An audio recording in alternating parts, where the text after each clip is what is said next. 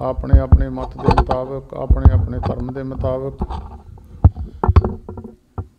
हर कोई गुरु के चरणों च अरदास बेनती कार्य दे विच विघनां नूं नाश करन वास्ते गुरु के चरणों का ओट आसरा लिया जाता है। परमेश्वर निरंकार सर्वव्यापक है।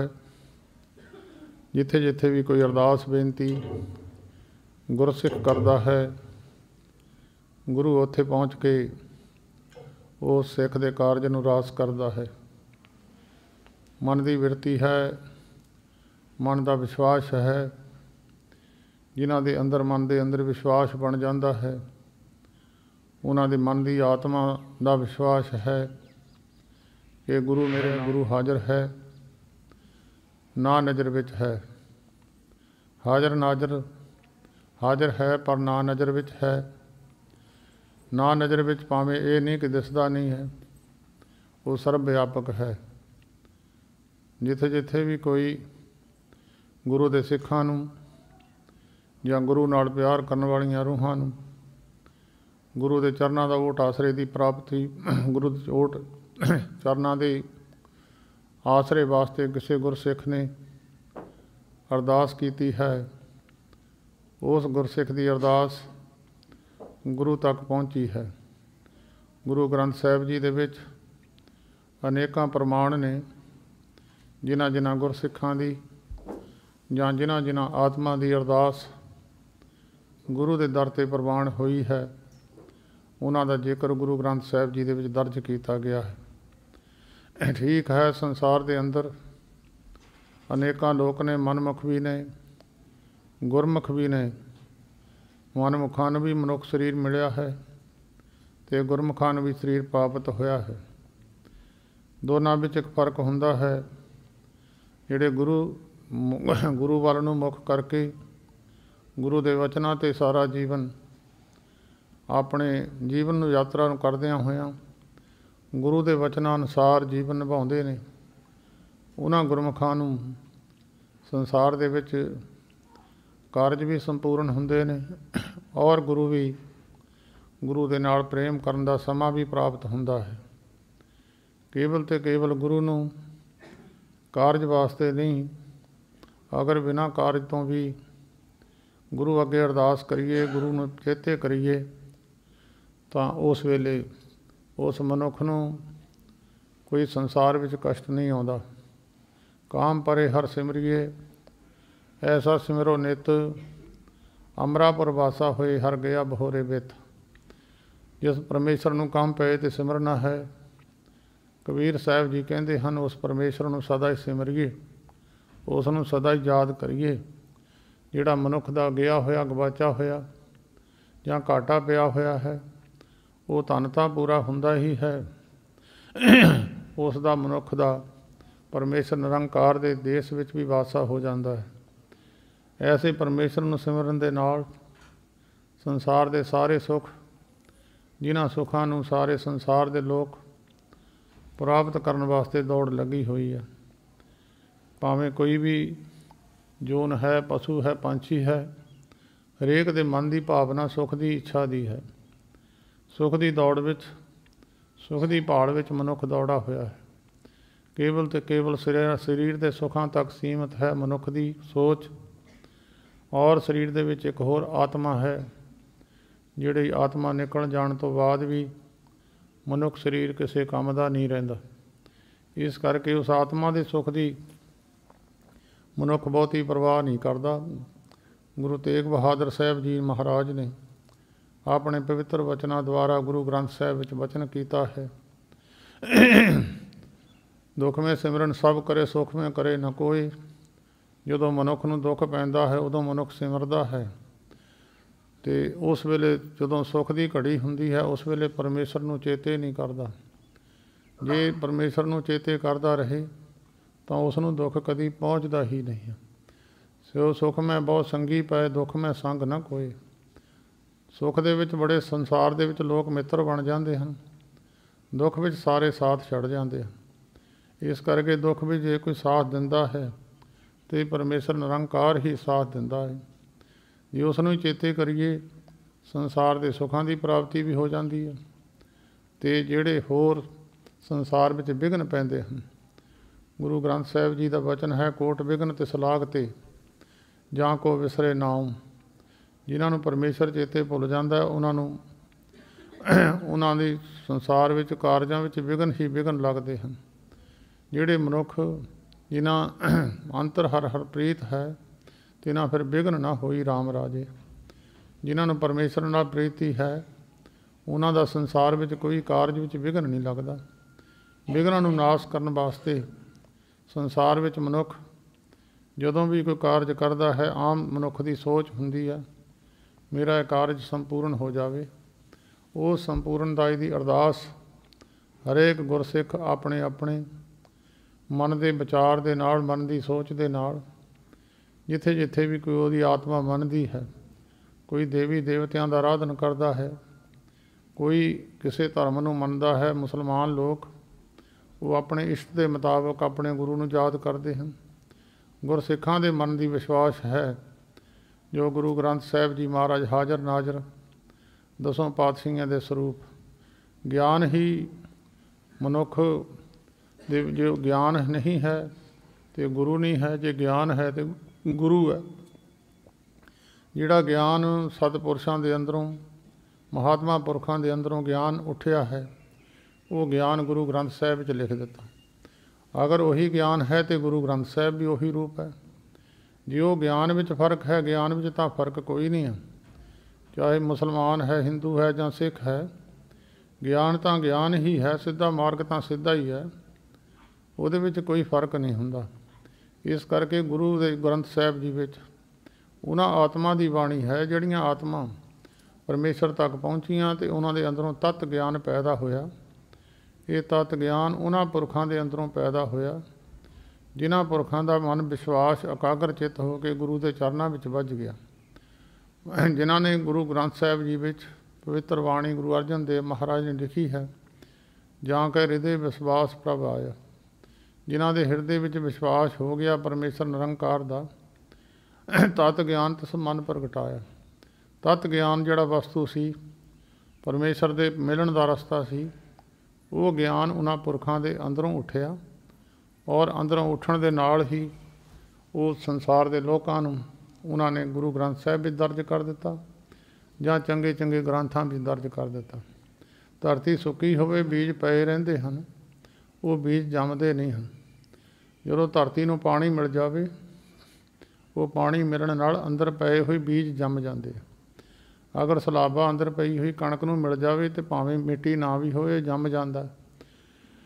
ਇਸੇ ਤਰ੍ਹਾਂ ਹਰੇਕ ਮਨੁੱਖ ਦੇ ਅੰਦਰ ਗਿਆਨ ਤਾਂ ਹੈ, ਗਿਆਨ ਖੁਸ਼ਕ ਧਰਤੀ ਕਰਕੇ ਉਹ ਜੰਮਦਾ ਨਹੀਂ ਹੈ।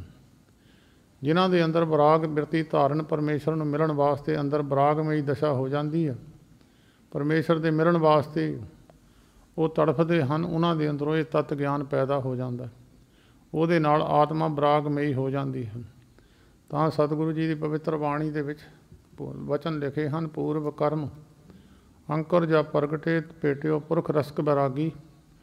ਜਦੋਂ ਪੂਰਬ ਦੇ ਕਰਮ ਬੁਲੰਦ ਹੋ ਜਾਣ, ਧਰਤੀ ਚੰਗੀ ਹੋਵੇ ਜ਼ਿਮੀਂਦਾਰ ਬੀਜ ਬੀਜ ਦਿੰਦਾ, ਧਰਤੀ ਤਿਆਰ ਨਾ ਹੋਵੇ ਤੇ ਜ਼ਿਮੀਂਦਾਰ ਬੀਜ ਨਹੀਂ ਬੀਜਦਾ।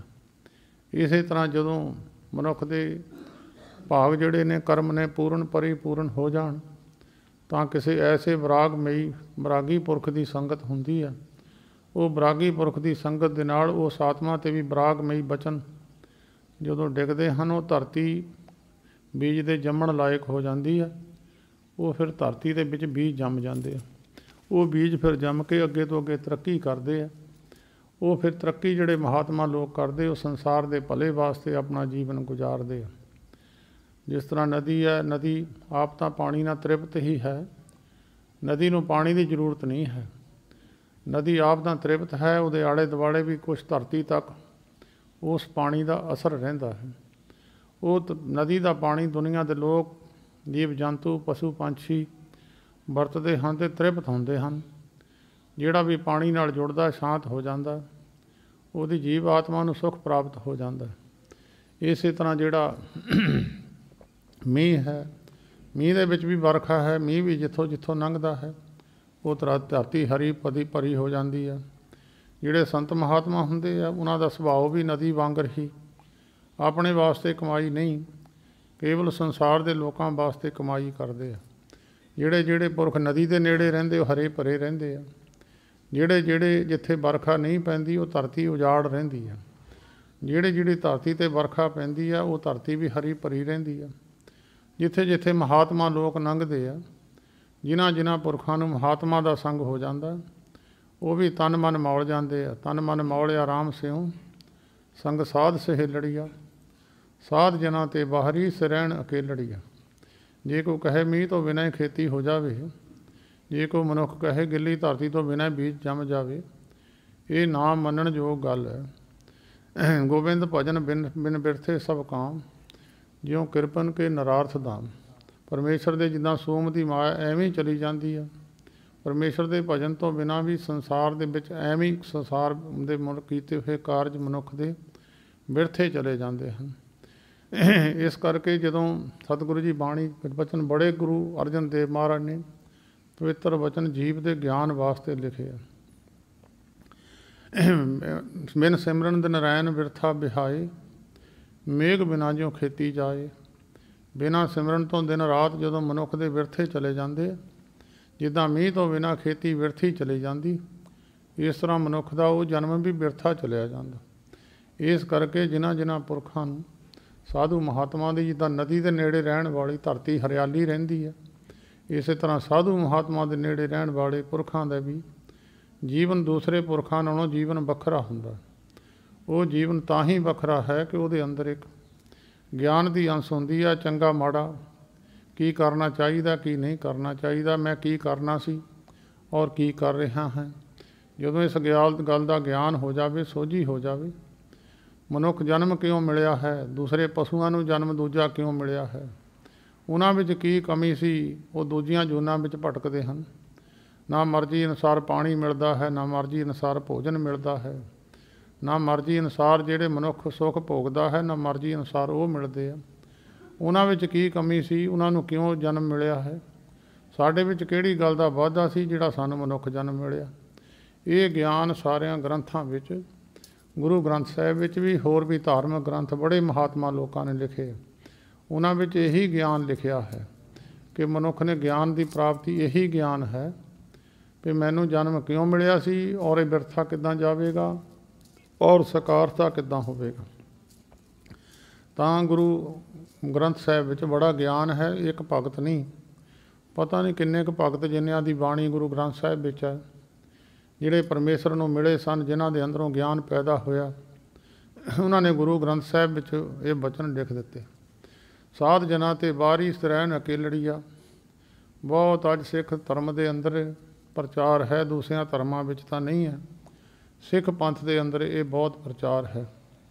ਜਿਹੜੇ ਇਸ ਗੱਲ ਦੇ ਗਿਆਨ ਤੋਂ ਜਾਣੂ ਨਹੀਂ ਹਨ, ਗਿਆਨ ਤੋਂ ਹੀਣੇ ਪੁਰਖ ਨੇ, ਉਹ ਇਸ ਗੱਲ ਤੋਂ ਵਾਂਝੇ ਨੇ। ਉਹ ਕਹਿੰਦੇ ਵੀ ਕਿਸੇ ਬੰਦੇ ਨੂੰ ਮਿਲਣ ਦੀ ਜ਼ਰੂਰਤ ਨਹੀਂ ਹੈ। ਗੁਰੂ ਗ੍ਰੰਥ ਸਾਹਿਬ ਜੀ ਮਹਾਰਾਜ ਤੁਹਾਡੇ ਗੁਰੂ ਨੇ, ਗੁਰੂ ਗੋਬਿੰਦ ਸਿੰਘ ਮਹਾਰਾਜ ਨੇ ਸਾਨੂੰ ਕਿਹਾ ਵੀ ਤਵੇ ਚਲਾਇਓ ਪੰਜ ਸਾਹਿਬ ਸਿੱਖ ਨੂੰ ਕੋ ਹੁਕਮ ਹੈ, ਗੁਰੂ ਮਾਨਿਓ ਗ੍ਰੰਥ। ਅਸੀਂ ਗੁਰੂ ਗੋਬਿੰਦ ਸਿੰਘ ਸਾਹਿਬ ਦਾ ਕਿਹਾ ਮੰਨਣਾ ਹੈ, ਪਰ ਜੇ ਗੁਰੂ ਨੂੰ ਮੱਥਾ ਟੇਕੀ ਉਹਦਾ ਕਿਹਾ ਨਾ ਮੰਨੀਏ। ਇਹ ਗੁਰੂ ਗ੍ਰੰਥ ਸਾਹਿਬ ਜੀ ਮਹਾਰਾਜ ਦਾ ਹੀ ਵਚਨ ਹੈ। ਉਹਨਾਂ ਨੇ ਤਾਂ ਕਹਿ ਦਿੱਤਾ ਗੁਰੂ ਮੰਨਿਓ, ਗੁਰੂ ਦਾ ਵਚਨ ਵੀ ਤਾਂ ਸਿੱਖ ਨੇ ਮੰਨਣਾ ਹੈ। ਜੇ ਕੋਈ ਸਿੱਧਾ ਕਹੇ, ਸਿੱਧਾ ਤਾਂ ਪ੍ਰਧਾਨ ਮੰਤਰੀ ਨੂੰ ਵੀ ਨਹੀਂ ਮਿਲ ਸਕਦਾ, ਬੰਦਾ ਹੀ ਆ ਤੁਹਾਡੇ ਵਰਗਾ। ਜੇ ਸਿੱਧਾ ਗੁਰੂ ਗ੍ਰੰਥ ਸਾਹਿਬ ਜੀ ਨੂੰ ਮਿਲਣਾ ਹੈ, ਸਿੱਧਾ ਗਿਆਨ ਗੁਰੂ ਗ੍ਰੰਥ ਸਾਹਿਬ ਜੀ ਦਾ ਕਿਸੇ ਪੁਰਖ ਨੂੰ ਪ੍ਰਾਪਤ ਨਹੀਂ ਹੋਇਆ। ਜਿਨ੍ਹਾਂ ਪੁਰਖਾਂ ਨੂੰ ਪ੍ਰਾਪਤ ਹੋਇਆ ਸਿੱਧਾ, ਤਾਂ ਕੋਈ ਗੁਰੂ ਗ੍ਰੰਥ ਸਾਹਿਬ ਜੀ ਦੀ ਸੰਥਾ ਤੋਂ ਬਿਨਾਂ ਪਾਠੀ ਵੀ ਨਹੀਂ ਬਣਦਾ। ਇਹਦੀ ਬਾਣੀ ਸ਼ੁੱਧ ਨਹੀਂ ਹੁੰਦੀ। ਲੱਗ ਮਾਤਰ ਕਿੱਥੇ ਲਾਉਣੀ ਆ, ਇਹ ਕਿੱਥੇ ਬਾਣੀ ਤੋੜਨੀ ਕਿੱਥੋਂ ਹੈ, ਇਹਦੇ ਅੱਖਰ ਤੋੜਨੇ ਕਿੱਥੋਂ ਆ, ਕਿੱਥੇ ਤੋੜਨੇ ਆ, ਕਿੱਥੇ ਲੱਗ ਮਾਤਰ ਲਾਉਣੀ ਆ, ਕਿੱਥੇ ਉਹਦੀ ਲਾਮ ਦਲਾਮ ਕਿੱਦਾਂ ਇੱਕ ਬੋਲਣੀ ਕਿ ਦੋ ਬੋਲਣੀਆਂ, ਇਹ ਵੀ ਬੜੀ ਔਖੀ ਗੱਲ ਹੈ। ਗੁਰਮੁਖਾਂ ਦੀ ਸੰਗਤ ਤੋਂ ਬਿਨਾਂ ਤਾਂ ਗੁਰੂ ਗ੍ਰੰਥ ਸਾਹਿਬ ਜੀ ਦੀ ਬਾਣੀ ਸ਼ੁੱਧ ਨਹੀਂ ਹੁੰਦੀ। ਪ੍ਰਾਪਤੀ ਦੀ ਤਾਂ ਬਹੁਤ ਦੂਰ ਦੀ ਗੱਲ ਹੈ। ਜਿੰਨਾ ਚਿਰ ਕਿਸੇ ਸਿਫਤ ਸਲਾਹ ਹੀ ਸਿੱਧੀ ਬੰਦਾ ਨਾ ਕਰੇ, ਉਹਦੇ ਵਿੱਚ ਪਤਾ ਨਹੀਂ ਲੱਗਦਾ। ਕਈ ਵੀ ਸਿਫਤ ਦੀ ਬਜਾਏ ਮਨੁੱਖ ਦੇ ਮੂੰਹੋਂ ਪਰਮੇਸ਼ਰ ਦੀ ਨਰਾਦਰੀ ਹੋ ਜਾਂਦੀ ਹੈ। ਕਈ ਵਾਰੀ ਇੱਕ ਦੋ ਅੱਖਰ ਬਦਲਣ ਦੇ ਨਾਲ ਹੀ ਮਨੁੱਖ ਨਰਾਦਰੀ ਕਰ ਜਾਂਦਾ। ਕਈ ਵਾਰੀ ਗੁਰੂ ਦੀ ਸਿਫਤ ਕਰਦਿਆਂ ਹੋਇਆਂ ਜਦੋਂ ਗਲਤ ਬਾਣੀ ਪੜ੍ਹਦਾ ਹੈ, ਇੱਕ ਲਾਮ ਲਾਉਣੀ ਹੈ ਜੇ ਦੋ ਲਾਉਣੀ ਹੈ, ਜੇ ਦੋ ਲੱਗੀਆਂ ਇੱਕ ਲਾਤੀ ਤਾਂ ਵੀ ਨਰਾਦਰੀ ਹੈ। ਅਰਥ ਦੇ ਅਨਰਥ ਹੋ ਜਾਂਦੇ ਆ। ਇਸ ਕਰਕੇ ਗੁਰੂ ਗ੍ਰੰਥ ਸਾਹਿਬ ਜੀ ਦੀ ਪਵਿੱਤਰ ਬਾਣੀ ਸੰਥਾ ਤੋਂ ਬਿਨਾਂ ਨਹੀਂ ਪੜ੍ਹਨੀ ਚਾਹੀਦੀ। ਗੁਰਮੁਖਾਂ ਦੀ ਸੰਗਤ ਕਰਕੇ ਉਹਨਾਂ ਤੋਂ ਪਤਾ ਲੱਗਦਾ ਅੱਖਰ ਦਾ ਬੋਲਣਾ ਕਿੱਦਾਂ ਹੈ, ਲਾਮ ਕਿੱਦਾਂ ਬੋਲਣੀ ਹੈ, ਦਲਾਮ ਕਿੱਦਾਂ ਬੋਲਣੀ ਹੈ। ਗੁਰਮੁਖਾਂ ਦੀ ਸੰਗਤ ਤੋਂ ਬਿਨਾਂ ਤਾਂ ਬਾਣੀ ਨਹੀਂ ਸ਼ੁੱਧ ਹੁੰਦੀ, ਅਤੇ ਪਰਮੇਸ਼ਰ ਨੂੰ ਮਿਲਣਾ ਤਾਂ ਬਹੁਤ ਦੂਰ ਦੀ ਗੱਲ ਹੈ। ਆਮ ਦੁਨਿਆਵੀ ਬੰਦੇ ਨੇ, ਪੰਜਾਬ ਦੇ ਜਾਂ ਮੁੱਖ ਮੰਤਰੀ ਨੇ, ਪ੍ਰਧਾਨ ਮੰਤਰੀ ਨੇ ਹਿੰਦੁਸਤਾਨ ਦੇ, ਆਮ ਮਨੁੱਖ ਤੁਹਾਡੇ ਵਿੱਚੋਂ ਗਏ ਨੇ, ਜਦੋਂ ਉਹਨਾਂ ਨੂੰ ਅਹੁਦਾ ਪ੍ਰਾਪਤ ਹੋ ਜਾਂਦਾ ਤੁਸੀਂ ਉਹਨਾਂ ਨੂੰ ਸਿੱਧੇ ਨਹੀਂ ਮਿਲ ਸਕਦੇ, ਵਿੱਚ ਬੰਦੇ ਪਾਉਣੇ ਪੈਂਦੇ ਆ। ਇਸੇ ਤਰ੍ਹਾਂ ਨਿਰੰਕਾਰ ਨੂੰ ਮਿਲਣਾ ਹੋਵੇ, ਭਾਵੇਂ ਸਰਬ ਵਿਆਪਕ ਹੈ, ਹਰ ਜਗ੍ਹਾ 'ਤੇ ਹੈ, ਉਸ ਨੂੰ ਲੱਭਣ ਵਾਸਤੇ ਵੀ ਮਨੁੱਖ ਨੂੰ ਕਿਸੇ ਦੀ ਸੰਗਤ ਦੀ ਜ਼ਰੂਰਤ ਹੈ। ਅੱਖਾਂ ਦੀ ਮੋਤੀਆਬਿੰਦ ਦੀ ਤੈਅ ਆ ਜਾਵੇ, ਮਨੁੱਖ ਕਦੀ ਆਪਣੀਆਂ ਅੱਖਾਂ ਦਾ ਆਪਰੇਸ਼ਨ ਆਪ ਨਹੀਂ ਕਰ ਸਕਦਾ। ਜੇ ਕੋਈ ਕਹੇ ਵੀ ਮੈਂ ਆਪ ਹੀ ਅੱਖਾਂ ਦਾ ਆਪਰੇਸ਼ਨ ਕਰ ਲਵਾਂ, ਮੋਤੀਆਬਿੰਦ ਦੀ ਤੈਅ ਲੈ ਜਾਵੇ, ਸਾਰਾ ਸੰਸਾਰ ਭਾਵੇਂ ਦਿਸਦਾ ਨਹੀਂ ਹੈ ਉਹਨੂੰ, ਉਹ ਵੀ ਮੋਤੀਆਬਿੰਦ ਦੀ ਤੈਅ ਵੀ ਉਹ ਡਾਕਟਰ ਚੱਕਦਾ ਜਿਹਦੀ ਆਪਣੀ ਨਿਗਾਹ ਸਹੀ ਹੁੰਦੀ ਆ, ਜਿਹਦਾ ਦਿਮਾਗ ਸ਼ੁੱਧ ਹੁੰਦਾ, ਸਹੀ ਹੁੰਦਾ, ਜਿਹਦੀ ਸੋਚ ਸਹੀ ਹੁੰਦੀ ਹੈ, ਉਹਦੇ ਦਿਮਾਗ ਦਾ ਸਹੀ ਕੰਮ ਕਰਦਾ, ਅੱਖਾਂ ਸਹੀ ਕੰਮ ਕਰਦੀਆਂ, ਹੱਥ ਸਹੀ ਕੰਮ ਕਰਦੇ ਆ। ਉਸ ਮਨੁੱਖ ਦੀ ਜ਼ਰੂਰਤ ਪੈਂਦੀ ਹੈ, ਉਹ ਮਨੁੱਖ ਦੂਜੇ ਦੀਆਂ ਅੱਖਾਂ ਦਾ ਆਪਰੇਸ਼ਨ ਕਰਦਾ। ਕਿਸੇ ਦੀਆਂ ਅੱਖਾਂ 'ਚ ਨੁਕਸ ਹੈ, ਦੂਜੇ ਦੀਆਂ ਅੱਖਾਂ ਨੂੰ ਕਿੱਦਾਂ ਸ਼ੁੱਧ ਕਰ ਦਊਗਾ। ਪਰ ਤੇਰਾ ਰੂਪ ਨਾ ਪੇਖੈ ਨੇਤਰ, ਸਾਧ ਕੀ ਟਹਿਲ ਸੰਤ ਸੰਗ ਹੇਤ। ਕਿਸੇ ਦੀਆਂ ਅੱਖਾਂ ਆਪ ਮੰਦਾ ਦੇਖਦੀਆਂ, ਦੂਜੇ ਦੀਆਂ ਅੱਖਾਂ ਨੂੰ ਮੰਦਾ ਦੇਖਣ ਤੋਂ ਹਟਾ ਨਹੀਂ ਸਕਦੀਆਂ। ਕਰਨ ਨਾ ਸੁਣੇ ਕਾਹੂ ਕੀ ਨਿੰਦਾ, ਜਿਹਦੇ ਕੰਨ ਆਪਣੇ ਸ਼ੁੱਧ ਨਹੀਂ, ਦੂਜੇ ਦੇ ਸ਼ੁੱਧ ਕਰ ਨਹੀਂ ਸਕਦਾ। ਜਿਹੜਾ ਮਨੁੱਖ ਆਪ ਨਿੰਦਿਆ ਸੁਣਦਾ ਅਤੇ ਕਰਦਾ ਹੈ, ਸਭ ਤੇ ਜਾਣੇ ਆਪਸ ਕੋ ਮੰਦਾ, ਉਹ ਦੂਜਿਆਂ ਨੂੰ ਇਹ ਬਲ ਦੇ ਨਹੀਂ ਸਕਦਾ, ਇਹ ਬਖਸ਼ਿਸ਼ ਦੂਜਿਆਂ ਨੂੰ ਦੇ ਨਹੀਂ ਸਕਦਾ। ਜਿਹੜਾ ਗੁਣ ਕਿਸੇ ਕੋਲ ਹੁੰਦਾ ਦੂਜੇ ਨੂੰ ਉਹੀ ਦੇ ਸਕਦਾ। ਰਾਗ ਵਿਦਿਆ ਹੈ, ਕੋਈ ਰਾਗੀ ਨੇ, ਉਹਦੇ ਕੋਲ ਜਿਹਦੇ ਰਾਗ ਵਿਦਿਆ ਜਿੰਨੀ ਹੁੰਦੀ ਉਹ ਦੂਜੇ ਨੂੰ ਉਨਾ ਕੀ ਸਿਖਾਲਦਾ।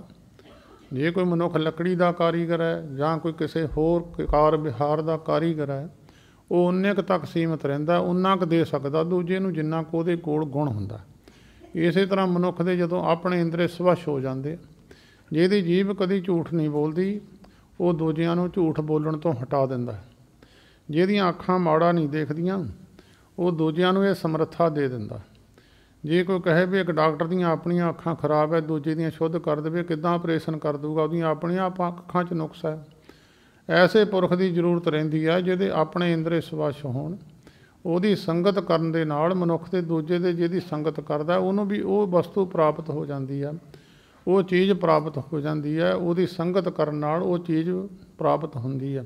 ਜੇ ਕੋਈ ਮਨੁੱਖ ਕਹੇ ਮੈਂ ਆਪਣੇ ਆਪ ਹੀ ਪੜ੍ਹ ਕੇ ਡਾਕਟਰ ਬਣ ਗਿਆ, ਮੇਰੀਆਂ ਅੱਖਾਂ ਆਪੇ ਹੀ ਸ਼ੁੱਧ ਹੋ ਗਈਆਂ, ਮੇਰੇ ਕੰਨ ਆਪੇ ਸਹੀ ਹੋ ਗਏ, ਇਹ ਕਦੀ ਗੱਲ ਮੰਨੀ ਨਹੀਂ ਜਾ ਸਕਦੀ। ਕੋਈ ਮਨੁੱਖ ਕਹੇ ਵੀ ਘਰੇ ਬੈਠਾ ਡਾਕਟਰ ਬਣ ਜਾਵੇ, ਇਹ ਗੱਲ ਨਾ ਮੰਨਣ ਯੋਗ ਹੈ। ਇਸ ਕਰਕੇ ਗੁਰੂ ਗ੍ਰੰਥ ਸਾਹਿਬ ਜੀ ਦਾ ਗਿਆਨ ਉਹਨਾਂ ਪੁਰਖਾਂ ਨੇ ਲਿਖਿਆ ਹੈ, ਜਿਹੜੇ ਪੁਰਖ ਗੁਰੂ ਗ੍ਰੰਥ ਸਾਹਿਬ ਜੀ ਦੇ ਉੱਤੇ ਆਪ ਚੱਲੇ ਹੈ ਔਰ ਸੰਸਾਰ ਨੂੰ ਚੱਲਣ ਵਾਸਤੇ ਪ੍ਰੇਰਿਤ ਕੀਤਾ। ਆਪ ਨਾ ਦੇ ਚੂਰੂ ਪਰ ਪਾਣੀ, ਤੇ ਨਿੰਦੇ ਜੇ ਗੰਗਾ ਆਣੀ। ਉਹਨਾਂ ਪੁਰਖਾਂ ਦੀ ਨਿੰਦਿਆ ਕਰਨੀ ਜਿਹੜੇ ਭਗੀਰਥ ਵਰਗੇ ਗੰਗਾ ਨੂੰ ਲੈ ਕੇ ਦੁਨੀਆ 'ਚ ਲੋਕਾਂ ਦੇ ਭਲੇ ਵਾਸਤੇ ਆਏ, ਜਿਹੜੇ ਮਹਾਤਮਾ ਲੋਕਾਂ ਨੇ ਆਪਣੇ ਜੀਵਨ ਸੰਸਾਰ ਵਿੱਚ ਲਾ ਦਿੱਤੇ। ਉਹ ਭੁੱਲੜ ਲੋਕ ਨੇ ਜਿਹੜੇ ਇਹ ਗੱਲਾਂ ਕਰਦੇ ਨੇ ਗੁਰੂ ਗ੍ਰੰਥ ਸਾਹਿਬ ਜੀ ਨੂੰ, ਉਹਨਾਂ ਨੂੰ ਇਹ ਨਹੀਂ ਪਤਾ। ਗੁਰੂ ਗ੍ਰੰਥ ਸਾਹਿਬ ਜੀ ਨੂੰ ਮੰਨਣਾ ਅਤੇ ਉਹਦਾ ਗਿਆਨ ਵੀ ਤਾਂ ਮੰਨਣਾ, ਕੇਵਲ ਮੱਥਾ ਟੇਕਣ ਨਾਲ ਗੁਰੂ ਨਹੀਂ ਹੈ। ਜੇ ਮੱਥਾ ਟੇਕ ਕੇ ਗੁਰੂ ਹੈ ਫਿਰ ਤਾਂ ਸੌਖਾ ਹੀ ਕੰਮ ਹੈ। ਜੇ ਉਹਦੇ ਗਿਆਨ ਉਪਦੇਸ਼ 'ਤੇ ਚੱਲਣਾ ਹੈ, ਗੁਰੂ ਦੇ ਕਹੇ ਮੁਤਾਬਕ ਚੱਲਣਾ ਹੈ, ਤਾਂ ਮਨੁੱਖ ਨੂੰ ਪ੍ਰਾਪਤੀ ਹੈ। ਤਾਂ ਸਤਿਗੁਰੂ ਜੀ ਨੇ ਉਹਨਾਂ ਪੁਰਖਾਂ ਨੂੰ ਸੰਸਾਰ ਵਿੱਚ ਅੰਨ੍ਹੇ ਕਿਹਾ। ਇੱਕ ਆਤਮਾ ਕਰਕੇ ਅੰਨ੍ਹੇ ਨੇ, ਮਨ ਕਰਕੇ ਅੰਨ੍ਹੇ ਨੇ। ਇੱਕ ਮਨੁੱਖਾਂ ਨੂੰ ਸੰਸਾਰ ਨਹੀਂ ਦਿਸਦਾ, ਉਹ ਅੱਖਾਂ ਜਿਹੜੀਆਂ ਸਰੀਰ 'ਤੇ ਲੱਗੀਆਂ ਹੋਈਆਂ ਨੇ, ਇੱਕ ਇਹਨਾਂ ਕਰਕੇ ਅੰਨ੍ਹੇ ਨੇ। ਜਿੱਦਾਂ ਅੱਖ ਹੈ ਮਨੁੱਖ ਦੀ, ਦੇਖਦਿਆਂ ਹੋਇਆਂ ਮਨੁੱਖ ਖੂਹ ਵਿੱਚ ਡਿੱਗ ਜਾਵੇ, ਟੋਏ ਵਿੱਚ ਡਿੱਗ ਜਾਵੇ, ਦੂਸਰਾ ਮਨੁੱਖ ਕਹਿੰਦਾ ਤੈਨੂੰ ਦਿਸਦਾ ਨਹੀਂ ਹੈ, ਤੈਨੂੰ ਚੰਗਾ ਭਲਾ ਦੀਦਾ ਸੀ, ਉਹ ਕਹਿੰਦਾ ਜੀ ਮੈਨੂੰ ਪਤਾ ਨਹੀਂ ਲੱਗਿਆ। ਇਸੇ ਤਰ੍ਹਾਂ ਕਈ ਮਨੁੱਖ ਸਰੀਰ 'ਤੇ ਅੱਖਾਂ ਹੋਣ ਦੇ ਬਾਵਜੂਦ ਵੀ ਗਲਤ ਕੰਮ ਕਰ ਜਾਂਦੇ। ਉਹਨੂੰ ਗਿਆਨ ਤੋਂ ਜਿਹੜਾ ਅੰਨਾ ਹੈ, ਉਹਨੂੰ ਗੁਰੂ ਗ੍ਰੰਥ ਸਾਹਿਬ ਨੇ ਅੰਨਾ ਮੰਨਿਆ ਹੈ। ਕਈ ਮਨੁੱਖਾਂ ਦੇ ਸਰੀਰ 'ਤੇ ਅੱਖਾਂ ਨਹੀਂ ਹਨ, ਕਈਆਂ ਮਨੁੱਖਾਂ ਨੂੰ ਦਿਸਦਾ ਨਹੀਂ ਹੈ, ਉਹਨਾਂ ਮਨੁੱਖਾਂ ਨੂੰ ਗੁਰਬਾਣੀ ਨੇ ਅੰਨੇ ਨਹੀਂ ਕਿਹਾ। ਅੰਧੇ ਇਹ ਨਾ ਆਖੀਆਂ ਜਿਨ ਮੁਖ ਲੋਏ ਨਾਹੇ, ਅੰਧੇ ਸਹੀ ਨਾਨਕਾ ਜੇ ਖਸਮੋ ਕੁੱਥੇ ਜਾਹੇ। ਉਹ ਮਨੁੱਖ ਅੰਨੇ ਨੇ ਜਿਹੜੇ ਪਰਮੇਸ਼ਰ ਤੋਂ ਭੁੱਲੇ ਹੋਏ ਨੇ, ਉਹਨਾਂ ਨੂੰ ਇਸ ਗੱਲ ਦਾ ਗਿਆਨ ਨਹੀਂ ਹੈ ਕਿ ਮੈਂ ਕਿੱਧਰ ਨੂੰ ਜਾਣਾ ਸੀ, ਕੀ ਕਰਨਾ ਸੀ। ਬਾਕੀ ਤਾਂ ਜਿਹਨਾਂ ਸਤਿਗੁਰੂ ਜੀ ਪਵਿੱਤਰ ਬਾਣੀ, ਗੁਰੂ ਅਰਜਨ ਦੇਵ ਮਹਾਰਾਜ ਦੀ ਪਵਿੱਤਰ ਬਾਣੀ ਪੜ੍ਹ ਕੇ ਦੇਖੋ, ਉਹ ਤਾਂ ਕਹਿੰਦੇ ਅੰਨੇ ਬੰਦੇ ਨੂੰ ਵੀ ਤ੍ਰਿਭਵਨ ਦੀ ਸੋਝੀ ਹੋ ਜੂਗੀ, ਅੰਦਰ ਬੈਠਾ ਹੀ ਸਾਰੀ ਸ੍ਰਿਸ਼ਟੀ ਨੂੰ ਦੇਖ ਲੂਗਾ, अंधे तिर भवन सूझिया गुर भेट पनीता। गुरु की संगत करन नाल पिंगल पर्वत पार परे खल चित्र बकीता। पिंगला पहाड़ नूं पार नहीं कर सकता। जिहड़ा मूर्ख है चतुराई की बात नहीं कर सकता, उन्होंने पता नहीं है गल्लां दा। अगर किहदी संगत गुरु अर्जन देव महाराज कहते ऐस पुरख की संगत कर लो, थानू अंदरों सारा त्रिभुवन सारी सृष्टि दिस जूगी। तो जे पिंगला है लत्तां करके नहीं तुर सकता तो पहाड़ चढ़ सकता। महिमा साधु संग की सुनो मेरे मीता। पिंगल पर्वत पार परे खल चतर बकीता। अंधले त्रिभुवन सूझिया गुर भेट पनीता। महिमा साधु संग की सुनो मेरे मीता। साधु की संगत करन नाल मन का अंधेरा, मन की अज्ञानता दूर हो जाती है। गुरु ग्रंथ साहिब महाराज के अनेकों टीके किए ने बड़े विद्वाना ने, जिन्होंने गुरु ग्रंथ साहिब जी की बाणी के अर्थ किए हैं। सारिਆਂ ਦੇ अर्थ सुन लो, कल्ले कल्ले ਵੱਖਰਾ ਵੱਖਰਾ अर्थ होगा। हरेक मनुख का अपना अर्थ है, गिणती कोई नहीं है, समुद्र का अंदाज़ा कोई ला नहीं सकता। इस तरह गुरु ग्रंथ साहिब जी की पवित्र बाणी का भी अंत कोई पा नहीं सकता। ਉਹਦੇ अपनी अपनी आत्मा की जिन्नी क अवस्था है उड्डा अर्थ कढ़ देगा। कोई मनुख बड़ी उच्ची अवस्था वाला है, समुद्र में डूंगी चुभी मारदा है तो उन्ना डूंगी उसकी खबर लै आउंदा। अगर मनुख की अवस्था छोटी है, वो कंढे ते रहिंदा समुद्र के, तो घोगे संख सिप्पियां वगैरह चक लियाउंदा है। जिहड़ी एक अवस्था हुंदी है, अवस्था का उहदे अनुसार उस मनुख के अंदर ज्ञान हुंदा। गल तां अवस्था की है। जिन्हां पुरखां की अवस्था उच्ची हो जाती है, गुरबाणी के अनुसार चल के जिन्ने गुण किसी मनुख के अंदर आ जाते हैं, उन्हां गुणां की संसार में कदर हुंदी है। जिन्नी पढ़ाई कोई पढ़ लैंदा, पढ़ाई की कदर है। बड़े बड़े उच्चे अहुदियां ते अफसर लोग लगे ने, उन्हां दी पढ़ाई है। एक चपड़ासी है, उसकी दौड़ भज ज़्यादा है तो उसकी तनख्वाह थोड़ी है, दिमाग वह भी है। एक जज बैठा है, उसकी पढ़ाई ज़्यादा है, उन्होंने मेहनत नहीं बहुती करनी पैंदी। वो कुर्सी ते बैठा रहिंदा, उन्होंने सुख ज़्यादा ने, तनख्वाह ज़्यादा है, काम थोड़ा है। वो दिमाग का बड़ा दिमाग होने करके उसदे दिमाग की कीमत है। आम तौर पर गुरु ग्रंथ साहिब महापुरख भी लिखिया है, अखर साध भी लिखिया है, संत भी लिखिया है, गुरमुख भी लिखिया है, भगत भी लिखिया है, ब्रह्म ज्ञानी भी लिखिया है, जन लिखिया है, भगत लिखिया है। बड़े सत्कारत अखर ने। ये सत्कारत अखर अहुदियां दे नाम ने, पढ़ाई के नाम ने। जिहड़ा इन्नी पढ़ाई पढ़ूगा उन्होंने भगत का दर्जा है, या जन का दर्जा है, या संत का दर्जा है। वो पढ़ाई भी लिखी हुई है गुरु ग्रंथ साहिब विच।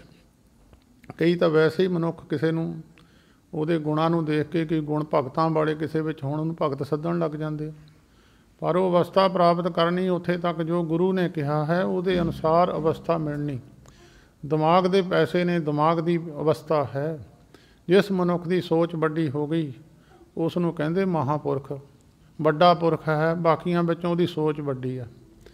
जिहदी सोच छोटी है, जीवां वाली संसारी आम संसारी लोकां नाल रलदा, उहनूं कहंदे जीव है। तो जीव है, जीव दे गुण ने। जीवां विच की औगण ने ते मनुखां परमेश्वर विच की गुण ने। उन्हां गुणां करके मनुख परमेश्वर है। जदों किसी बंदे विच, किसी पुत्र विच पिता वाले गुण आ जाण, कहंदे उहदे वर्गा ही है। जदों कुछ गुण रब वाले है, रब वाले गुण किसी विच आ जाण, दुनिया नूं रब कहण लग जाती है। मनुख ही परमेश्वर बन जाता है। हर रोज़ जिहड़े कहंदे संतां नूं जां किसी शरीर नूं मत्था नहीं टेकना, अरदास वो भी करते हैं। जिन्हां मिलिया तेरा नाम चित आवे, सही गुरमुख प्यारे मेल, जिन्हां मिलिया तेरा नाम चित आवे। ऐसे गुरमुख ने जिन्हां दे मिलने दे नाल परमेश्वर चेते आ जाता। कोई साधु संत का किसी ने बाणा पाया होया, उन्होंने देख के भी परमेश्वर चेते आ जाता। इस तरह जिन्हां दे वेखिया चेते आ जाए, उन्हां दा जिक्र गुरु ग्रंथ साहिब विच है। आवे साहिब चेत तेरियां भगतां डिठियां। तेरे प्यार करन वाले जिहड़े तेरे जदों असीं देखदे महाराज, तेरा चेता आ जाता। जदों उहदे नाल मिलदे जुलदे गुण हुंदे, उहनूं परमेश्वर कहण लग जांदे। परमेश्वर दे विच बड़े वड्डे गुण है। एक बहुत वड्डा गुण है परमेश्वर का, आम दुनिया के लोगों में नहीं होंदा। हरेक मनुख की अपनी सोच है। जिहड़ा मनुख दूजे का औगण कढ़दा है, उहदे अंदर हौमे है। वो अपने आप नूं वड्डा गिणदा ते दूजे का औगण कढ़दा है। जिहड़ा मनुख दूजे का औगण नहीं चितारदा, बड़ा वड्डा गुण है परमेश्वर विच। किसी नूं कहना नहीं, उहदे औगण देख के भी उन्होंने कुछ कहना नहीं, ना अंदर लियाउणा औगण। वो गुरु ग्रंथ साहिब विच लिखिया है। ਰੱਬ ਦੇ ਨਾਲ ਮਿਲੇ ਹੋਏ ਪਰਮੇਸ਼ਰ ਦੇ ਜਿਹੜੇ ਗੁਣ ਹੈ ਬੰਦੇ ਵਿੱਚ ਆ ਜਾਣ ਤਾਂ ਉਹਨੂੰ ਪਰਮੇਸ਼ਰ ਕਹਿ ਦਿੰਦੇ ਆ। ਮੂਰਖ ਵਾਲੇ ਜਿਹੜੇ ਔਗਣ ਹੈ ਕਿਸੇ ਵਿੱਚ ਆ ਜਾਣ, ਦੁਨੀਆ ਮੂਰਖ ਕਹਿਣ ਲੱਗ ਜਾਂਦੀ। ਉਹਦਾ ਕਿਹੜਾ ਕਿਤੇ ਲਿਆਉਣਾ ਪੈਂਦਾ, ਉਹਦਾ ਲੋਕ ਲੱਛਣ ਦੇਖ ਕੇ ਹੀ ਦੇ ਦਿੰਦੇ ਆ। ਤਾਂ ਸਤਿਗੁਰੂ ਜੀ ਨੇ ਬਾਣੀ ਵਿੱਚ ਬੜੇ ਸੁੰਦਰ ਬਚਨ ਕੀਤੇ ਆ। ਮਿੱਠ ਬੋਲੜਾ ਜੀ ਹਰ ਸੱਜਣ ਸੁਆਮੀ ਮੋਰਾ। ਜਿਹੜਾ ਕੋਈ ਮਨੁੱਖ ਮਿੱਠਾ ਬੋਲਦਾ ਹੋਵੇ, ਕਿਸੇ ਨੂੰ ਕੌੜਾ ਵਚਨ ਨਾ ਕਰਦਾ ਹੋਵੇ। ਮਿੱਠਾ ਵਚਨ ਤਾਂ ਕਈ ਦੁਕਾਨਦਾਰ ਵੀ ਕਰਦੇ ਆ ਦੁਨੀਆ ਨੂੰ ਲੁੱਟਣ ਵਾਸਤੇ, ਦੁਨੀਆ ਨੂੰ ਠੱਗੀ ਮਾਰਨ ਵਾਸਤੇ ਕਿ ਮਿੱਠੇ ਵਚਨ ਕਰਦੇ ਆ। ਇੱਕ ਮਿੱਠਾ ਬੋਲ ਹੈ, ਹਰੇਕ ਜੀਵ ਦੇ ਨਾਲ ਮਿੱਠਾ ਬੋਲਣਾ, ਅੰਦਰ ਕੋਈ ਹੋਰ ਦੂਸਰੀ ਭਾਵਨਾ ਨਹੀਂ ਹੋਣੀ। ਕਈ ਵਾਰੀ ਮਨੁੱਖ ਅੰਦਰੋਂ ਬੈਰ ਭਾਵਨਾ ਰੱਖਦਾ ਅਤੇ ਉਤੋਂ ਉਹਨਾਂ ਪ੍ਰੇਮ ਦੇ ਵਚਨ ਕਰਦਾ ਰਹਿੰਦਾ। ਇਹ ਨਹੀਂ। ਮਿੱਠ ਬੋਲੜਾ ਜੀ ਹਰ ਸੱਜਣ ਸੁਆਮੀ ਮੋਰਾ। ਹੋਂ ਸੰਭਲ ਥੱਕੀ ਜੀ ਉਹ ਕਦੇ ਨਾ ਬੋਲੇ ਕੌੜਾ। ਜਿਹਨੂੰ ਗੁੱਸਾ ਹੀ ਨਾ ਆਵੇ ਕਦੀ ਵੀ, ਜਿੰਨਾ ਮਰਜ਼ੀ ਕੌੜਾ ਵਚਨ ਕਰ ਦੇਵੇ, ਗੁੱਸਾ ਨਾ ਆਵੇ। ਇੱਕ ਤਾਂ ਇਹ ਵੱਡਾ ਗੁਣ ਹੈ। ਸੰਤ ਮਹਾਰਾਜ ਬਾਬਾ ਜਵਾਲਾ ਸਿੰਘ ਸਾਹਿਬ ਜੀ ਹਰਖੋ ਵਾਲੀਏ ਇਸ ਨਗਰ ਵਿੱਚ ਬੜੇ ਪ੍ਰੇਮੀ ਨੇ, ਉਹਨਾਂ ਦੇ ਉਸ ਪਵਿੱਤਰ ਸਥਾਨ ਨਾਲ ਜੁੜੇ ਹੋਏ ਨੇ। ਉਹਨਾਂ ਨੂੰ ਕਦੀ ਗੁੱਸਾ ਚੜ੍ਹਦਾ ਨਹੀਂ ਸਾਰੇ ਜੀਵਨ ਦੇ ਅੰਦਰ, ਕਦੀ ਗੁੱਸੇ ਦੀ ਲੇਸ ਮਾਤਰ ਵੀ ਕਦੀ ਉਹਨਾਂ ਦੇ ਚਿਹਰੇ 'ਤੇ ਕਦੀ ਰੰਜਿਸ਼ ਦੇਖੀ ਨਾ ਸੀ। ਇੱਕ ਵਾਰੀ ਪ੍ਰੇਮੀ ਕੋਈ ਬੈਠਾ ਸੀ, ਆ ਕੇ ਕੱਟੜਵਾਦ ਮਹਾਂਪੁਰਸ਼ਾਂ ਨੂੰ, ਦੁਨੀਆ ਕਮਾਈਆਂ ਨੂੰ ਸਿਰ ਝੁਕ ਜਾਂਦੇ ਆ, ਕਿਸੇ ਨੂੰ ਮੱਥਾ ਟੇਕਿਆ ਨਹੀਂ ਜਾਂਦਾ। ਆਪਣੇ ਤੋਂ ਵੱਡੇ ਦੇ ਸਾਹਮਣੇ ਮਨੁੱਖ ਆਪਣੇ ਆਪ ਹੀ ਨੀਵਾਂ ਹੋ ਜਾਂਦਾ। ਜਦੋਂ ਕਮਾਈ ਵਾਲਾ ਪੁਰਸ਼ ਹੋਵੇ, ਕਮਾਈ ਵਾਲਾ ਪੁਰਸ਼ ਤਾਂ ਬਹੁਤ ਦੂਰ ਦੀ ਗੱਲ ਹੈ, ਕੋਈ ਅਫਸਰ ਹੁੰਦਾ ਉਹਦੀ ਪਿਛਲੀ ਕਮਾਈ ਹੁੰਦੀ ਆ, ਉਹਦੇ ਕਰਕੇ ਪਿੰਡ ਦੇ ਲੋਕ ਕਈਆਂ ਦੇ ਸਿਰ ਨੀਵੇਂ ਹੋ ਜਾਂਦੇ, ਉਹਦੇ ਸਾਹਮਣੇ ਮੂੰਹ ਨਹੀਂ ਚੱਕਦੇ। ਅਤੇ ਜਿਹੜਾ ਧਾਰਮਿਕ ਪੱਖ ਵਿੱਚ ਆਗੂ ਹੈ, ਅਵਸਥਾ ਵਿੱਚ ਅਗਾਂਹ ਵਧੂ ਹੈ, ਉਹਦੇ ਸਾਹਮਣੇ ਤਾਂ ਮੱਲੋ ਮੱਲੀ ਮਨੁੱਖਾਂ ਦੇ ਸਿਰ ਝੁਕ ਜਾਂਦੇ ਆ। ਸੰਤ ਮਹਾਰਾਜ ਜੀ ਹਰਖੋ ਵਾਲੀਏ ਬੈਠੇ ਸਨ, ਬੜੀ ਲੰਬੀ ਲਾਈਨ ਲੱਗੀ ਹੋਈ ਹੈ ਮੱਥਾ ਟੇਕਣ ਵਾਲਿਆਂ ਦੀ। ਗੁਰੂ ਗ੍ਰੰਥ ਸਾਹਿਬ ਵਿੱਚ ਲਿਖਿਆ, ਕਰ ਸਾਧੂ ਅੰਜਲੀ ਪੁੰਨ ਵੱਡਾ ਹੈ, ਕਰ ਡੰਡੌਤ ਪੁੰਨ ਵੱਡਾ ਹੈ। ਅੰਜਲੀਆਂ ਕਰਕੇ ਨਮਸਕਾਰ ਕਰੇ ਮਨੁੱਖ ਮਹਾ ਐਸੇ ਪਰਮੇਸ਼ਰ ਦਿਆਂ ਪਿਆਰਿਆਂ ਨੂੰ, ਤਾਂ ਪੁੰਨ ਜੀਵ ਦੇ ਵੱਡੇ ਹੋ ਜਾਂਦੇ ਆ। ਲੰਮਾ ਪੈ ਕੇ ਮੱਥਾ ਟੇਕੇ ਡੰਡੌਤ ਕਰੇ ਤਾਂ ਵੀ ਪੁੰਨ ਵੱਡੇ ਹੋ ਜਾਂਦੇ ਆ। ਉਹ ਬੜੀ ਦੁਨੀਆ ਮੱਥਾ ਟੇਕਦੀ ਸੀ। ਇਹ ਕੱਟੜਵਾਦ ਆਇਆ, ਕਹਿੰਦਾ ਜੀ ਇਹ ਮੱਥਾ ਟੇਕਣ ਤੋਂ ਹਟਾਓ, ਤੁਸੀਂ ਸੰਗਤ ਨੂੰ ਕਹੋ ਗੁਰੂ ਗ੍ਰੰਥ ਸਾਹਿਬ ਜੀ ਨੂੰ ਮੱਥਾ ਟੇਕਣ। ਅਤੇ ਉਸ ਵੇਲੇ ਮਹਾਂਪੁਰਸ਼ ਕਹਿਣ ਲੱਗੇ, ਗੁਰਮੁਖਾ ਮੈਂ ਤਾਂ ਕਿਸੇ ਨੂੰ ਕਹਿੰਦਾ ਨਹੀਂ ਹਾਂ ਮੱਥਾ ਟੇਕੋ, ਤੂੰ ਇੱਦਾਂ ਕਰੋ ਦਰਵਾਜ਼ੇ 'ਚ ਖੜ੍ਹ ਜਾ, ਉੱਥੇ ਸਾਰਿਆਂ ਨੂੰ ਕਹੀ ਜਾ ਮੱਥਾ ਨਾ ਟੇਕੋ, ਮੈਂ ਤਾਂ ਕਿਸੇ ਨੂੰ ਨਹੀਂ ਕਹਿੰਦਾ। ਕਦੀ ਫੁੱਲ ਕਹਿੰਦਾ ਮੇਰੇ ਵੱਲ ਨੂੰ ਦੇਖੋ, ਫੁੱਲ ਦੀ ਮਹਿਕ ਆਪਣੇ ਆਪ ਹੀ ਬੰਦਿਆਂ ਨੂੰ ਲੈ ਜਾਂਦੀ ਹੈ ਖਿੱਚ ਕੇ। ਫੁੱਲ ਕਹਿੰਦੇ ਤਾਂ ਨਹੀਂ ਆ ਮੇਰੇ ਵੱਲ ਨੂੰ, ਉਹ ਭੌਰੇ ਆਪੇ ਆਪ ਹੀ ਚਲੇ ਜਾਂਦੇ ਆ, ਉਹਦੀ ਮਹਿਕ ਹੀ ਇੱਦਾਂ ਦੀ ਆ, ਭੌਰੇ ਖਿੱਚੇ ਆਉਂਦੇ ਆ। ਜੇ ਕੋਈ ਪਤੰਗੇ ਨੂੰ ਕਹੇ ਤੂੰ ਲਾਈਟ ਵੱਲ ਜਾਣਾ ਨਹੀਂ ਆ, ਉਹਦਾ ਸੁਭਾਅ ਬਣਿਆ ਹੋਇਆ, ਉਹ ਲਾਈਟ ਵੱਲ ਨੂੰ ਆਪਣੇ ਆਪ ਹੀ ਚਲੇ ਜਾਣਾ, ਭਾਵੇਂ ਉਹਦੀ ਮੌਤ ਹੋ ਜਾਂਦੀ ਆ। ਜਦ ਉਹ ਕਹਿੰਦਾ ਜੀ ਇਹ ਤਾਂ ਤੁਹਾਡੀਆਂ ਗੱਲਾਂ, ਜੇ ਤੁਸੀਂ ਕਹਿ ਦਿਓ ਤਾਂ ਲੋਕ ਹਟ ਜਾਣਗੇ। ਮਹਾਂਪੁਰਸ਼ ਕਹਿੰਦੇ, ਗੁਰਮੁਖਾ ਲੋਕ ਮੈਨੂੰ ਮੱਥਾ ਟੇਕਦੇ, ਤੂੰ ਜੁੱਤੀ ਚੱਕ ਕੇ 5-7 ਜੁੱਤੀਆਂ ਮੇਰੇ ਸਿਰ 'ਚ ਮਾਰ ਦੇ। ਜੇ ਤਾਂ ਚਿਹਰੇ 'ਤੇ ਰੰਜਿਸ਼ ਆ ਗਈ, ਕੋਈ ਗੁੱਸਾ ਮੇਰੇ ਮਨ 'ਚ ਆ ਗਿਆ, ਤਾਂ ਸਮਝ ਲਈ ਇਹਨਾਂ ਨੂੰ ਮੱਥਾ ਟਿਕਾਉਣ ਦੀ ਖੁਸ਼ੀ ਹੁੰਦੀ ਹੋਣੀ। ਗੁਰਮੁਖਾ ਧਰਤੀ ਨੂੰ, ਮੁਰਦੇ ਨੂੰ ਕੋਈ ਚਿੱਕੜ 'ਚ ਸਿੱਟ ਦੇਵੇ, ਮੁਰਦੇ ਨੂੰ ਗੰਦ ਵਿੱਚ ਸਿੱਟ ਦੇਵੇ, ਮੁਰਦੇ 'ਤੇ ਫੁੱਲਾਂ ਦੀ ਵਰਖਾ ਕਰੀ ਜਾਵੇ, ਮੁਰਦਾ ਕਿਸੇ ਨੂੰ ਕੁਛ ਨਹੀਂ ਕਹਿੰਦਾ। ਇਹ ਅਵਸਥਾ ਰੱਬ ਦੇ ਪਿਆਰਿਆਂ ਦੀ, ਜਿਹੜੇ ਰੱਬ ਵਾਲਾ ਗੁਣ ਹੈ ਬਹੁਤ ਵੱਡਾ, ਜਿਹਨੂੰ ਗੁੱਸਾ ਜੀਵਨ ਵਿੱਚ ਕਦੀ ਆਉਣਾ ਹੀ ਨਹੀਂ। ਬਾਬਾ ਫਰੀਦ ਸਾਹਿਬ ਜੀ ਨੇ ਇਹ ਅਵਸਥਾ ਦੱਸੀ ਹੈ ਗੁਰਸਿੱਖਾਂ ਦੀ। ਫਰੀਦਾ ਬੁਰੇ ਦਾ ਭਲਾ ਕਰ। ਗੁਰਮੁਖੋ ਦੇਖੋ, ਭਲਾ ਤਾਂ ਭਲੇ ਦਾ ਵੀ ਨਹੀਂ ਹੁੰਦਾ। ਜਿਹੜਾ ਮਨੁੱਖ ਕੋਈ ਜੀਵਨ ਵਿੱਚ ਲੋਕਾਂ ਦਾ ਭਲਾ ਕਰਦਾ, ਜੇ ਆਪਾਂ ਕਹੀਏ ਭਲਾ ਤਾਂ ਉਹਦਾ ਵੀ ਨਹੀਂ ਕਰਦੇ। ਫਰੀਦਾ ਬੁਰੇ ਦਾ ਭਲਾ ਕਰ, ਗੁੱਸਾ ਮਨ ਨਾ ਹਟਾਏ। ਅੰਦਰ ਤੇਰੇ ਗੁੱਸਾ ਨਹੀਂ ਆਉਣਾ ਚਾਹੀਦਾ। ਦੇਹੀ ਰੋਗ ਨਾ ਵਿਆਪੀ, ਪੱਲੇ ਸਭ ਕੁਛ ਪਾਏ, ਤੇਰੀ ਦੇਹੀ ਨੂੰ ਰੋਗ ਨਹੀਂ ਲੱਗੂਗਾ। ਬਹੁਤ ਵੱਡਾ ਗੁਣ ਹੈ ਇਹ ਪਰਮੇਸ਼ਰ ਵਾਲਾ ਗੁਣ ਹੈ, ਜਿਹਦੇ ਮਨੁੱਖ ਦੇ ਅੰਦਰ ਇਹ ਗੁਣ ਹੈ ਧਾਰਨ ਕੀਤਾ ਹੋਇਆ। ਫਰੀਦਾ ਜੋ ਤੈਂ ਮਾਰਨ ਮੁਕੀਆਂ, ਤਿਨਾ ਨਾ ਮਾਰੇ ਘੁੰਮ, ਆਪ ਪਨੜੇ ਕਰ ਜਾਈਏ, ਪੈਰ ਤਿਨਾਂ ਦੇ ਚੁੰਮ। ਮਾਰੋ ਤਾਂ ਕਿਸੇ ਦੇ ਮੌਕਾ ਦੇਖੋ ਤਾਂ ਭਾਈ ਮੋਰਿਓ ਜਵਾਬ ਆਉਂਦਾ ਕਿ ਨਹੀਂ ਆਉਂਦਾ। ਬਹੁਤ ਵੱਡੀ ਅਵਸਥਾ ਹੈ, ਪਰਮੇਸ਼ਰ ਦੇ ਗੁਣ ਹੈ ਇਹ। ਮਿੱਠ ਬੋਲੜਾ ਜੀ ਹਰ ਸੱਜਣ ਸੁਆਮੀ ਮੋਰਾ। ਹਾਂ ਸੰਭਲ ਥੱਕੀ ਜੀ ਉਹ ਕਦੇ ਨਾ ਬੋਲੇ ਕੌੜਾ। ਕੌੜਾ ਬੋਲ ਨਾ ਜਾਣੇ ਪੂਰਨ ਭਗਵਾਨੇ, ਔਗਣ ਕੋ ਨਾ ਚਿਤਾਰੇ।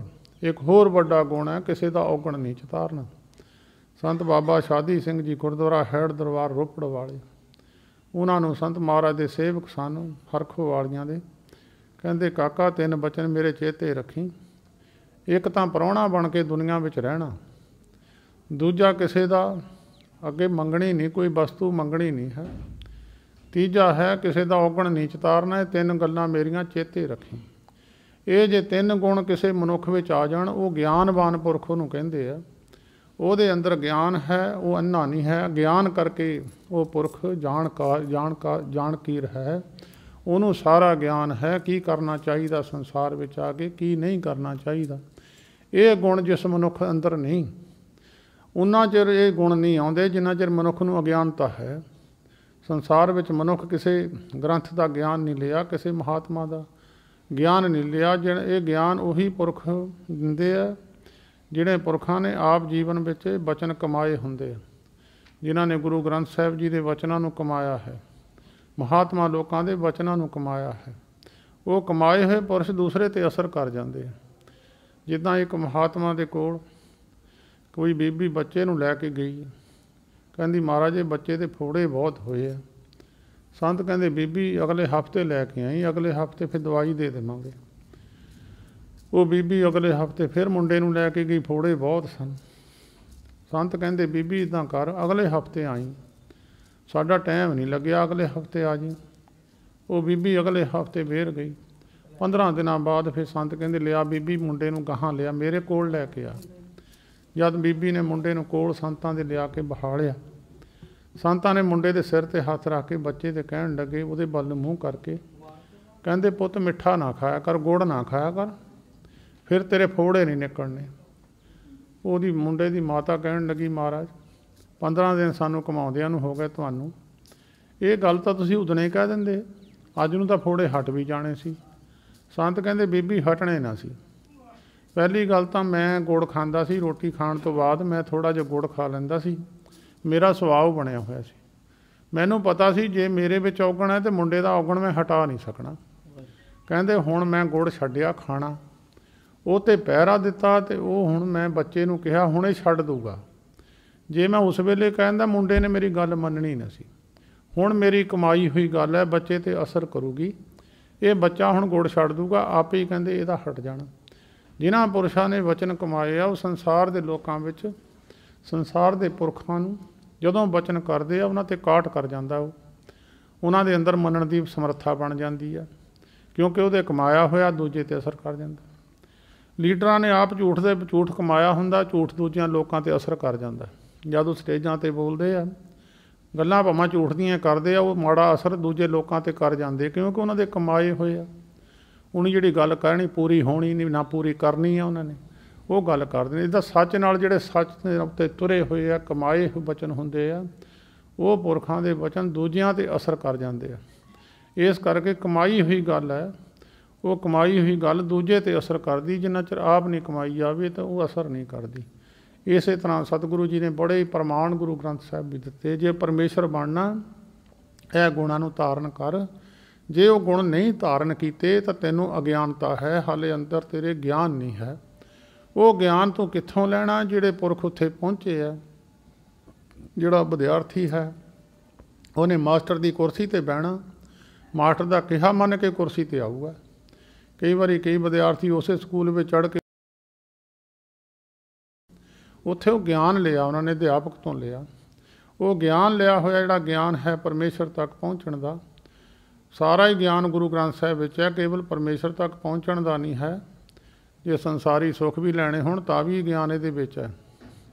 ਇਹ ਵੀ ਗੱਲਾਂ ਲਿਖੀਆਂ ਹੋਈਆਂ ਨੇ ਵੀ ਇਹ ਚੀਜ਼ ਤੈਨੂੰ ਫਲਾਣੇ ਥਾਂ ਤੋਂ ਮਿਲ ਜੂਗੀ, ਇਹ ਚੀਜ਼ ਤੈਨੂੰ ਫਲਾਣੇ ਥਾਂ ਤੋਂ ਮਿਲ ਜੂਗੀ।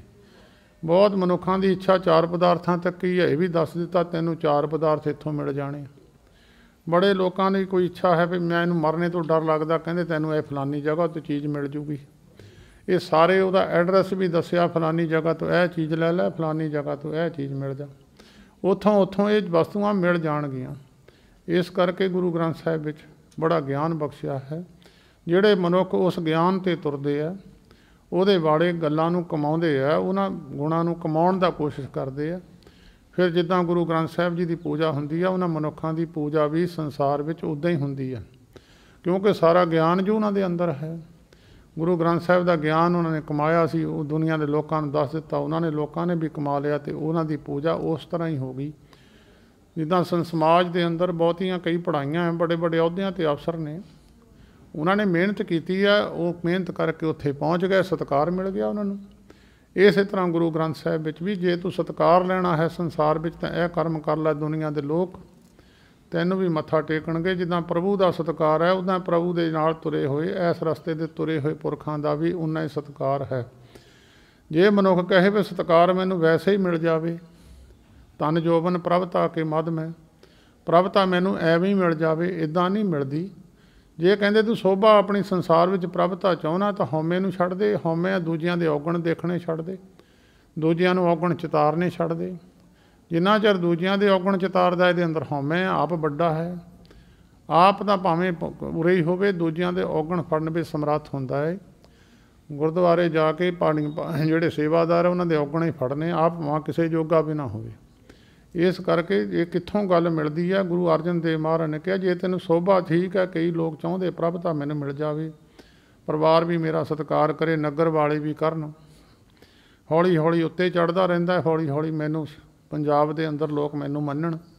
कई पुठियां गल्लां करके भी, कई बंदे गलत गल्लां करके भी मशहूर हो गए, पर दुनिया उन्हां नूं चंगा नहीं समझदी। रावण दा भी दुनिया विच नाम तां रह गया, पर होर ढंग तरीके नाल दुनिया नूं चेते करदी आ। कंस का भी नाम तो रह गया भगवान कृष्ण जी के नाल, पर दुनिया होर ढंग नाल चेते करती है। इस तरह कई गलत काम करके भी जिन्होंने दुनिया में गलत किए रहे, उन्होंने नाम भी गए, पर सारी जिंदगी दुनिया उन्होंने लानतां पाउंदी रहिंदी है। जिहड़े चंगा कर्म करके जाते हैं उन्होंने दुनिया सदा चेते ही करती रहिंदी है। जिन्होंने रब नाल प्यार किया अज तक दुनिया उन्होंने प्यार करती है, उन्होंने भगतां दे दिन मनाउंदी है, उन्होंने साल बाद की रोजे चेते करते हैं उन्होंने। जिन्होंने परमेश्वर नाल बैर किया दुनिया उन्होंने नाल अज भी बैर करके खड़ी है। युगां दे युग बीत गए, उन्होंने नालों बैर की भावना हले लोगों की हटी नहीं है। इस करके सतगुरु जी ने बड़े पवित्र वचन गुरु ग्रंथ साहिब में दर्ज किए हैं। उन्होंने वचनों ते जे कोई मनुख चलदा है उही अवस्था प्राप्त हो जाती है, जिहड़ी अवस्था हुण गुरु ग्रंथ साहिब जी नूं है। महापुरख संत बाबा अतर सिंह जी महाराज मस्तू आने वाले एक बार किसी प्रेमी नूं उपदेश करते सन, कहते भाई गुरमुखा बाजार विचों सधारण कागज़ लै आइए, उन्होंने चौरस कट के उहदे ते बाणी लिख दईए, उन्होंने तुसीं गुरु रूप मनते हो। अगर उसे कागज़ ते चिट्ठी लिख दईए, वो चिट्ठी जां तां कागज़ां च नालियां च रुलदी है, जां फिर चिट्ठी ट्रंकां विच जिंदियां विच कैद हो जाती है। वो गुरमुखा यही ज्ञान का ही सत्कार है। जे कागज़ ते ज्ञान लिखिया होया सत्कार है, जे किसी ने अपने मन ते गुरु ग्रंथ साहिब जी का ज्ञान लिख लिया, उहदे ते चलण लग गया, तो वह भी सत्कार दुनिया उन्ना ही करती है जिन्ना गुरु ग्रंथ साहिब जी का सत्कार है। तो गुरु अर्जन देव महाराज बहुत पवित्र वचन सुखमनी साहिब जी की पवित्र बाणी विच लिखे है। इत्थे धनासरी महला पंजवां, धनासरी राग दे अंदर गुरु अर्जन देव महाराज का पवित्र वचन है। धनासरी रागणी है, धनासरी ये पंचो गाई, माल राखो सक संग लाई, मारू मस्त अंग में वारा, परबल चंड कौशक उभारा। ये सारे रागणियां दे नाम ने, रागां दे नाम ने, उन्हां दे पुत्रां दे नाम ने। उन्हां विच धनासरी रागणी है। इस रागणी अंदर ये शब्द नूं पढ़न वास्ते गुरु अर्जन देव महाराज ने हदायत की है भी जे रागी सिंघां ने ये शब्द गाउणा तो इस राग विच इहनूं गाउणा, तो सारी बाणी गा के पढ़न वास्ते गुरबाणी गावो भाई, वो सफल सदा सुखदाई। नाम परमेश्वर का नाम जपो जी, ऐसे ऐसे जपण वास्ते है, गुरबाणी गाउण वास्ते है। जो मनुख अंदर प्रेम पैदा हुंदा है, मनुख के अंदर जो खुशी पैदा हुंदी है, तो मनुख अपने आप ही गाउण लग जाता। सह सुभाव के अंदरों गाउण की आवाज़ आउंदी है। जिन्ने भगतां दे अंदर मीरा बाई ने तूंबा फड़ लिया, सूरदास ने तूंबा फड़ लिया, वखरे वखरे भगतां ने, मरदाने ने रबाब फड़ी, गुरु नानक साहिब जी ने रबाब ना गा के पढ़िया। जदों अंदर प्रेम पैदा हुंदा मनुख दे अंदर बाणी गाउण की आवाज़ आउंदी है। तो गुरु ग्रंथ साहिब जी महाराज कहते गुरबाणी गावो भाई, सफल सदा सुखदाई, इनू गाउणा करो। गुरु अमरदास महाराज कहते आवो सिख सतगुरु के प्यारिओ, गावो सच्ची बाणी, बाणी तां गावो गुरु केरी, बाणियां सिर बाणी। जिनको नदर कर्म होवे हिरदे तिना समाणी, पीवो अमृत सदा रहो हर रंग, जपिओ सारंग पाणी, कह नानक सदा गावो ये है सच्ची बाणी, इनू गाउणा करो। ਤਾਂ गुरु अर्जन देव महाराज पवित्र वचन करते हैं, हम अंधले अंध विखै विखराते, क्यों चाले गुर चाली। ਨਿਰੰਕਾਰ ਅੱਗੇ परमेश्वर ਅੱਗੇ ਬੇਨਤੀ ਕਰਦੇ ਆ, ਮਹਾਰਾਜ ਗਿਆਨ ਤੋਂ ਅੰਨੇ ਆ, ਜਿੰਨਾ ਚਿਰ ਰਸਤਾ ਦਿਸਦਾ ਹੀ ਨਹੀਂ ਆ ਪਹੁੰਚਾਂਗੇ ਕਿੱਦਾਂ। ਜਿੰਨਾ ਚਿਰ ਪਤਾ ਹੀ ਨਾ ਮਨੁੱਖ ਨੂੰ ਕਰਨ ਕੀ ਆਇਆ ਸੀ, ਮੈਂ ਕਰਨਾ ਕੀ ਸੀ, ਇਹ ਪਤਾ ਹੀ ਨਾ ਹੋਵੇ ਮੰਜ਼ਿਲ ਤੈਅ ਨਹੀਂ ਕਰ ਸਕਦਾ। ਜਦੋਂ ਵੀ ਮਨੁੱਖ ਨੇ ਕਿਸੇ ਜਗ੍ਹਾ 'ਤੇ ਜਾਣਾ ਹੋਵੇ ਉਹਦਾ ਨਕਸ਼ਾ ਇਹਦੇ ਅੰਦਰ ਪਹਿਲਾਂ ਬਣ ਜਾਂਦਾ। ਜਦੋਂ ਤੁਸੀਂ ਕਿਸੇ ਦੇ ਸੱਦੇ ਪੱਤਰ 'ਤੇ ਕਿਸੇ ਦੇ ਘਰ ਨੂੰ ਜਾਂਦੇ ਹੋ, ਨਕਸ਼ਾ ਅੰਦਰ ਪਹਿਲਾਂ ਹੀ ਬਣ ਜਾਂਦਾ, ਉਹਦੇ ਹਿਸਾਬ ਨਾਲ ਮਨੁੱਖ ਉੱਥੇ ਪਹੁੰਚ ਜਾਂਦਾ। ਬਾਕੀ ਜਿੰਨਾ ਕੁ ਰਸਤਾ ਇਹਨੂੰ ਯਾਦ ਹੁੰਦਾ ਉੱਥੇ 'ਤੇ ਪਹੁੰਚ ਜਾਂਦਾ। ਜੇ ਨਾ ਪਤਾ ਹੋਵੇ ਤਾਂ ਮੋਹਰੇ ਕਿਸੇ ਤੋਂ ਪੁੱਛਦਾ ਹੈ, ਫਿਰ ਪੁੱਛ ਕੇ ਉਹਨੂੰ ਗਿਆਨ ਪ੍ਰਾਪਤ ਕਰਕੇ ਉੱਥੇ ਪਹੁੰਚਦਾ। ਜੇ ਗਿਆਨ ਹੀ ਨਹੀਂ, ਮੈਂ ਜਾਣਾ ਹੀ ਕਿੱਥੇ ਆ, ਅੰਦਰ ਫੋਟੋ ਹੀ ਨਹੀਂ ਬਣੀ ਮੈਂ ਕਰਨਾ ਕੀ ਸੀ। ਤਾਂ ਸਤਿਗੁਰੂ ਜੀ ਨੇ ਬਾਣੀ ਵਿੱਚ ਬਚਨ ਕੀਤਾ, ਗੁਰੂ ਅਮਰਦਾਸ ਮਹਾਰਾਜ ਨੇ, ਇਹ ਸਰੀਰ ਆ ਮੇਰਿਆ ਇਸ ਜੱਗ ਮੈਂ ਆਇ ਕਹਿ, ਕਿਆ ਤੁਧ ਕਰਮ ਕਮਾਇਆ, ਕਿ ਕਰਮ ਕਮਾਇਆ ਤੁਧ ਸਰੀਰਾ, ਜਾਂ ਤੂੰ ਜੱਗ ਮੈਂ ਆਇਆ। ਜਿਨ ਹਰ ਤੇਰਾ ਰਚਨ ਰਚਿਆ, ਸੋ ਹਰ ਮਨ ਨਾ ਵਸਾਇਆ। ਜਿਹਨੇ ਤੈਨੂੰ ਪੈਦਾ ਕੀਤਾ ਸੀ ਉਹਨੂੰ ਅੰਦਰ ਨਹੀਂ ਵਸਾਇਆ, ਤਾਂ ਫਿਰ ਕੋਈ ਕੰਮ ਤੂੰ ਕੀਤਾ ਹੀ ਨਹੀਂ, ਜਿਹੜਾ ਕਰਨੇ ਵਾਲਾ ਸੀ ਉਹ ਤੂੰ ਕੀਤਾ ਹੀ ਨਹੀਂ। ਇਹਨੂੰ ਕਹਿੰਦੇ ਅਗਿਆਨਤਾ। ਜਿਹੜਾ ਕੰਮ ਮੈਂ ਕਰਨਾ ਸੀ ਉਹ ਕੀਤਾ ਨਹੀਂ, ਜਿਹੜਾ ਨਹੀਂ ਕਰਨਾ ਸੀ ਉਹ ਮੈਂ ਕਰ ਲਿਆ। ਜੋ ਛੱਡਣਾ ਸੋ ਅਸਥਿਰ ਕਰਮਾਨੇ, ਜੋ ਹੋਵਨ ਸੋ ਦੂਰ ਪਰਾਨੇ। ਸਮਾਜ ਵਿੱਚ ਤੁਸੀਂ ਕਿਸੇ ਤੋਂ ਜ਼ਿਮੀਂਦਾਰ ਕੋਈ ਸੰਦ ਲੈ ਜਾਵੇ, ਉਹਦੇ ਘਰੋਂ ਪਾ ਕੇ ਲੈ ਜਾਵੇ, ਮੁੜ ਕੇ ਆ ਕੇ ਜਿੱਥੋਂ ਚੱਕਿਆ ਸੀ ਉੱਥੇ ਰੱਖੇ ਨਾ, ਬਾਹਰ ਸੜਕ 'ਤੇ ਛੱਡ ਦੇਵੇ, ਭਾਈ ਉੱਥੋਂ ਚੱਕ ਲਾ, ਮੁੜ ਕੇ ਉਹ ਦਿੰਦਾ ਨਹੀਂ ਆ। ਜਿੱਥੇ ਰੱਖਣ ਵਾਸਤੇ ਕਿਹਾ ਸੀ ਉੱਥੇ ਰੱਖ ਦੇ, ਜਿੱਥੋਂ ਚੱਕਣ ਵਾਸਤੇ ਕਿਹਾ ਸੀ ਉੱਥੋਂ ਚੱਕ ਲਾ। ਉਸ ਗਿਆਨ ਨੂੰ ਅੰਦਰ ਮਨ ਵਿੱਚ ਲਿਆਂਦਾ ਨਹੀਂ ਅਤੇ ਆਪਣੀ ਮਨ ਮਰਜ਼ੀ ਦੇ ਮੁਤਾਬਕ ਹੀ ਚੱਕ ਲਿਆ, ਮੁੜ ਕੇ ਦਿੱਤਾ ਹੀ ਨਹੀਂ, ਉੱਥੇ ਰੱਖਿਆ ਹੀ ਨਹੀਂ, ਅਤੇ ਉਹ ਫਿਰ ਖੁਸ਼ ਨਹੀਂ ਹੁੰਦਾ। ਇਹਨੂੰ ਕਹਿੰਦੇ ਅਗਿਆਨਤਾ। ਜਿਹੜੀ ਚੀਜ਼ ਅੰਦਰ ਬਹਾਲਣੀ ਸੀ ਉਹ ਬਾਹਰ ਕੱਢ ਦਿੱਤੀ, ਜਿਹੜੀ ਬਾਹਰ ਰੱਖਣੀ ਸੀ ਉਹ ਅੰਦਰ ਵਾੜ ਲਿਆ। ਜਿਹੜਾ ਤਾਂ ਚੀਜ਼ 'ਚ ਪਰਮੇਸ਼ਰ ਦੇ ਨਾਮ ਨੂੰ ਅੰਦਰ ਜਗ੍ਹਾ ਦੇਣੀ ਸੀ ਉਹ ਬਾਹਰ ਕੱਢ ਦਿੱਤਾ। ਸੰਸਾਰੀ ਗੱਲਾਂ ਮਹਾਰਾਜ ਕਹਿੰਦੇ ਵੀ ਜਿਹੜੇ ਸੰਸਾਰ ਦੇ ਸੁੱਖ ਹੈ ਇਹ ਤਾਂ ਤੈਨੂੰ ਪ੍ਰਾਪਤ ਹੋ ਜੂਗੇ, ਤੂੰ ਇੱਕ ਗੱਲ ਅੰਦਰ ਰੱਖ ਆਪਣੇ, ਸਾਚ ਨਾਮ ਆਧਾਰ ਮੇਰਾ, ਜਿਨ ਭੁੱਖਾਂ ਸਭ ਗਵਾਈਆਂ। ਤੂੰ ਇਹਨੂੰ ਚੇਤੇ ਰੱਖ, ਇਹਦਾ ਚੇਤੇ ਰੱਖੂੰਗਾ। ਪਰਮੇਸ਼ਰ ਤਾਂ ਇਹ ਗੱਲ ਮੰਨਦਾ ਵੀ ਜੇ ਤੂੰ ਮੈਨੂੰ ਅੰਦਰ ਰੱਖੂੰਗਾ ਮੈਂ ਤੇਰੇ ਸਾਰੇ ਕੰਮ ਸਵਾਰ ਦੂੰਗਾ, ਪਰ ਇਹ ਗੱਲ 'ਤੇ ਵਿਸ਼ਵਾਸ ਨਹੀਂ ਕਰਦਾ। ਗੁਰੂ ਅਮਰਦਾਸ ਮਹਾਰਾਜ ਕਹਿੰਦੇ ਅੰਗੀਕਾਰ ਉਹ ਕਰੇ ਤੇਰਾ, ਕਾਰਜ ਸਭ ਸਵਾਰਨਾ। ਪਰਮੇਸ਼ਰ ਮੰਨਦਾ ਹੈ ਵੀ ਮੈਂ ਤੇਰੇ ਸਾਰੇ ਕੰਮ ਸਵਾਰ ਦੂੰਗਾ, ਪਰ ਤੂੰ ਵੀ ਤਾਂ ਆਪਣੀ ਡਿਊਟੀ ਕਰ, ਪਰਮੇਸ਼ਰ ਤਾਂ ਕਰ ਦੂਗਾ ਆਪਣੀ, ਤੂੰ ਵੀ ਤਾਂ ਕਰ ਆਪਣੀ। ਸਭਨਾ ਗੱਲਾਂ ਸਮਰੱਥ ਸੁਆਮੀ, ਸੋ ਕਿਉਂ ਮਨੋ ਵਿਸਾਰੇ, ਕਹੈ ਨਾਨਕ ਮਨ ਮੇਰੇ ਸਦਾ ਰਹੋ ਹਰ ਨਾਲੇ। ਕਹਿੰਦੇ ਤੂੰ ਇੱਕ ਕੰਮ ਕਰ, ਤੂੰ ਉਹਨੂੰ ਅੰਦਰ ਰੱਖ, ਤੇਰੇ ਸਾਰੇ ਕੰਮ ਪਰਮੇਸ਼ਰ ਮੰਨਦਾ, ਅੰਗੀਕਾਰ ਕਰਦਾ ਹੈ ਵੀ ਮੈਂ ਤੇਰੇ ਸਾਰੇ ਹੀ ਕੰਮ ਸਵਾਰ ਦੂੰਗਾ, ਤੂੰ ਇਹ ਕੰਮ ਕਰ। ਜੇ ਇਹ ਗੱਲਾਂ ਮਨੁੱਖ ਨਹੀਂ ਤਾਂ ਉਹ ਅੰਨਾ ਹੈ, ਉਹਨੂੰ ਪਤਾ ਨਹੀਂ ਹੈ, ਮਨ ਕਰਕੇ ਅੰਨਾ ਹੈ। ਤਾਂ ਸਤਿਗੁਰੂ ਗੁਰੂ ਅਰਜਨ ਦੇਵ ਮਹਾਰਾਜ ਨੇ ਕਿਹਾ ਬਈ ਇੱਦਾਂ ਬੇਨਤੀ ਕਰਿਆ ਕਰੋ ਪਰਮੇਸ਼ਰ ਅੱਗੇ, ਜੇ ਤੁਸੀਂ ਉੱਥੇ ਮੰਜ਼ਿਲ 'ਤੇ ਪਹੁੰਚਣਾ। ਜੇ ਮਨੁੱਖ ਆਪ ਨਹੀਂ ਕਿਤੇ ਦਲਦਲ ਵਿੱਚੋਂ ਨਿਕਲ ਸਕਦਾ, ਬਾਹਰ ਵਾਲੇ ਬੰਦੇ ਨੂੰ ਬਾਜ਼ ਮਾਰੇ, ਜਿਹੜਾ ਸੁੱਕੇ 'ਤੇ ਖੜਾ ਹੋਵੇ ਉਹਨੂੰ ਬਾਜ਼ ਮਾਰ ਲਵੇ ਵੀ ਮੈਨੂੰ ਕੱਢ ਦੇ। ਇਹ ਫਿਰ ਬੇਨਤੀ ਹੈ ਖੁੱਬੇ ਹੋਏ ਪੁਰਸ਼ ਵਾਸਤੇ। ਹਮ ਅੰਧਲੇ ਅੰਧ ਮਹਾਰਾਜ ਅੰਨੇ ਆ, ਵਿਖੇ ਬਿਖਰਾਤੇ ਅੰਨੇ ਤਾਂ ਆ ਮਹਾਰਾਜ, ਵਿਸ਼ਿਆਂ ਬਕਾਰਾਂ ਦੇ ਵਿੱਚ ਫਸੇ ਹੋਏ ਆ। ਜਿਹੜੀ ਜ਼ਹਿਰ ਛੱਡਣੇ ਵਾਲੀ ਸੀ ਉਹ ਮੈਂ ਖਾ ਲਈ ਆ, ਜਿਹੜਾ ਅੰਮ੍ਰਿਤ ਛਕਣਾ ਸੀ, ਅੰਮ੍ਰਿਤ ਪੀਣਾ ਸੀ ਜਾਂ ਅੰਮ੍ਰਿਤ ਦੀ ਚਖਣਾ ਸੀ ਉਹ ਮੈਂ ਮਹਾਰਾਜ ਲਿਆ ਨਹੀਂ ਹੈ। ਉਹਨ ਅੰਮ੍ਰਿਤ ਨੇ ਇਹਨੂੰ ਅਮਰ ਕਰਨਾ ਸੀ, ਜ਼ਹਿਰ ਨੇ ਇਹਨੂੰ, ਜਿੱਦਾਂ ਬਾਬਾ ਫਰੀਦ ਸਾਹਿਬ ਜੀ ਨੇ ਬੜਾ ਸੁੰਦਰ ਬਚਨ ਇੱਕ ਆਪਣੀ ਗੁਰਬਾਣੀ ਵਿੱਚ ਲਿਖਿਆ ਹੈ। ਜਿਹੜੀਆਂ ਕਈ ਵਾਰੀ ਮਨੁੱਖ ਆਮ ਹੁਣ ਚੀਜ਼ਾਂ, ਹੁਣ ਤਾਂ ਸਮਾਜ ਵਿੱਚ ਸਾਰਿਆਂ ਨੂੰ ਪਤਾ ਲੱਗ ਗਿਆ ਵੀ ਵਿੱਚੋਂ ਕੁਛ ਚੀਜ਼ ਹੋਰ ਹੁੰਦੀ ਹੈ, ਉੱਪਰੋਂ ਕੁਛ ਹੋਰ ਹੁੰਦੀ ਹੈ। ਕਈ ਵਾਰੀ ਮਨੁੱਖ ਉਹਨੂੰ ਮਿੱਠੀ ਚੀਜ਼ ਚਰ ਕੇ ਗ੍ਰਹਿਣ ਕਰ ਲੈਂਦਾ, ਵਿੱਚ ਉਹਦੇ ਕੁਛ ਹੋਰ ਭਰਿਆ ਹੋਇਆ। ਜਿਹੜੇ ਸੰਸਾਰ ਦੇ ਵਿੱਚ ਸੁੱਖ ਸਵਾਦ ਨਾਲ ਬਕਾਰ ਨੇ, ਸੰਸਾਰ ਵਿੱਚ ਮਨੁੱਖ ਨੂੰ ਮਿੱਠੇ ਲੱਗਦੇ ਆ। ਫਰੀਦ ਸਾਹਿਬ ਕਹਿੰਦੇ ਉੱਪਰੋਂ ਉੱਪਰੋਂ ਹੀ ਮਿੱਠੇ ਆ। ਜਿੱਦਾਂ ਜ਼ਹਿਰ ਦੀਆਂ ਗੰਦਲਾਂ 'ਤੇ ਖੰਡ ਲਵੇੜ ਕੇ ਸਿੱਟ ਦੇਵੇ, ਉਹ ਮਨੁੱਖ ਕਹਿੰਦਾ ਵੀ ਮਿੱਠੀ ਆ, ਉਹਨੂੰ ਖਾ ਜਾਂਦਾ, ਮਗਰੋਂ ਜ਼ਹਿਰ ਅਸਰ ਕਰਦੀ ਆ ਉਹਦੇ ਉੱਤੇ।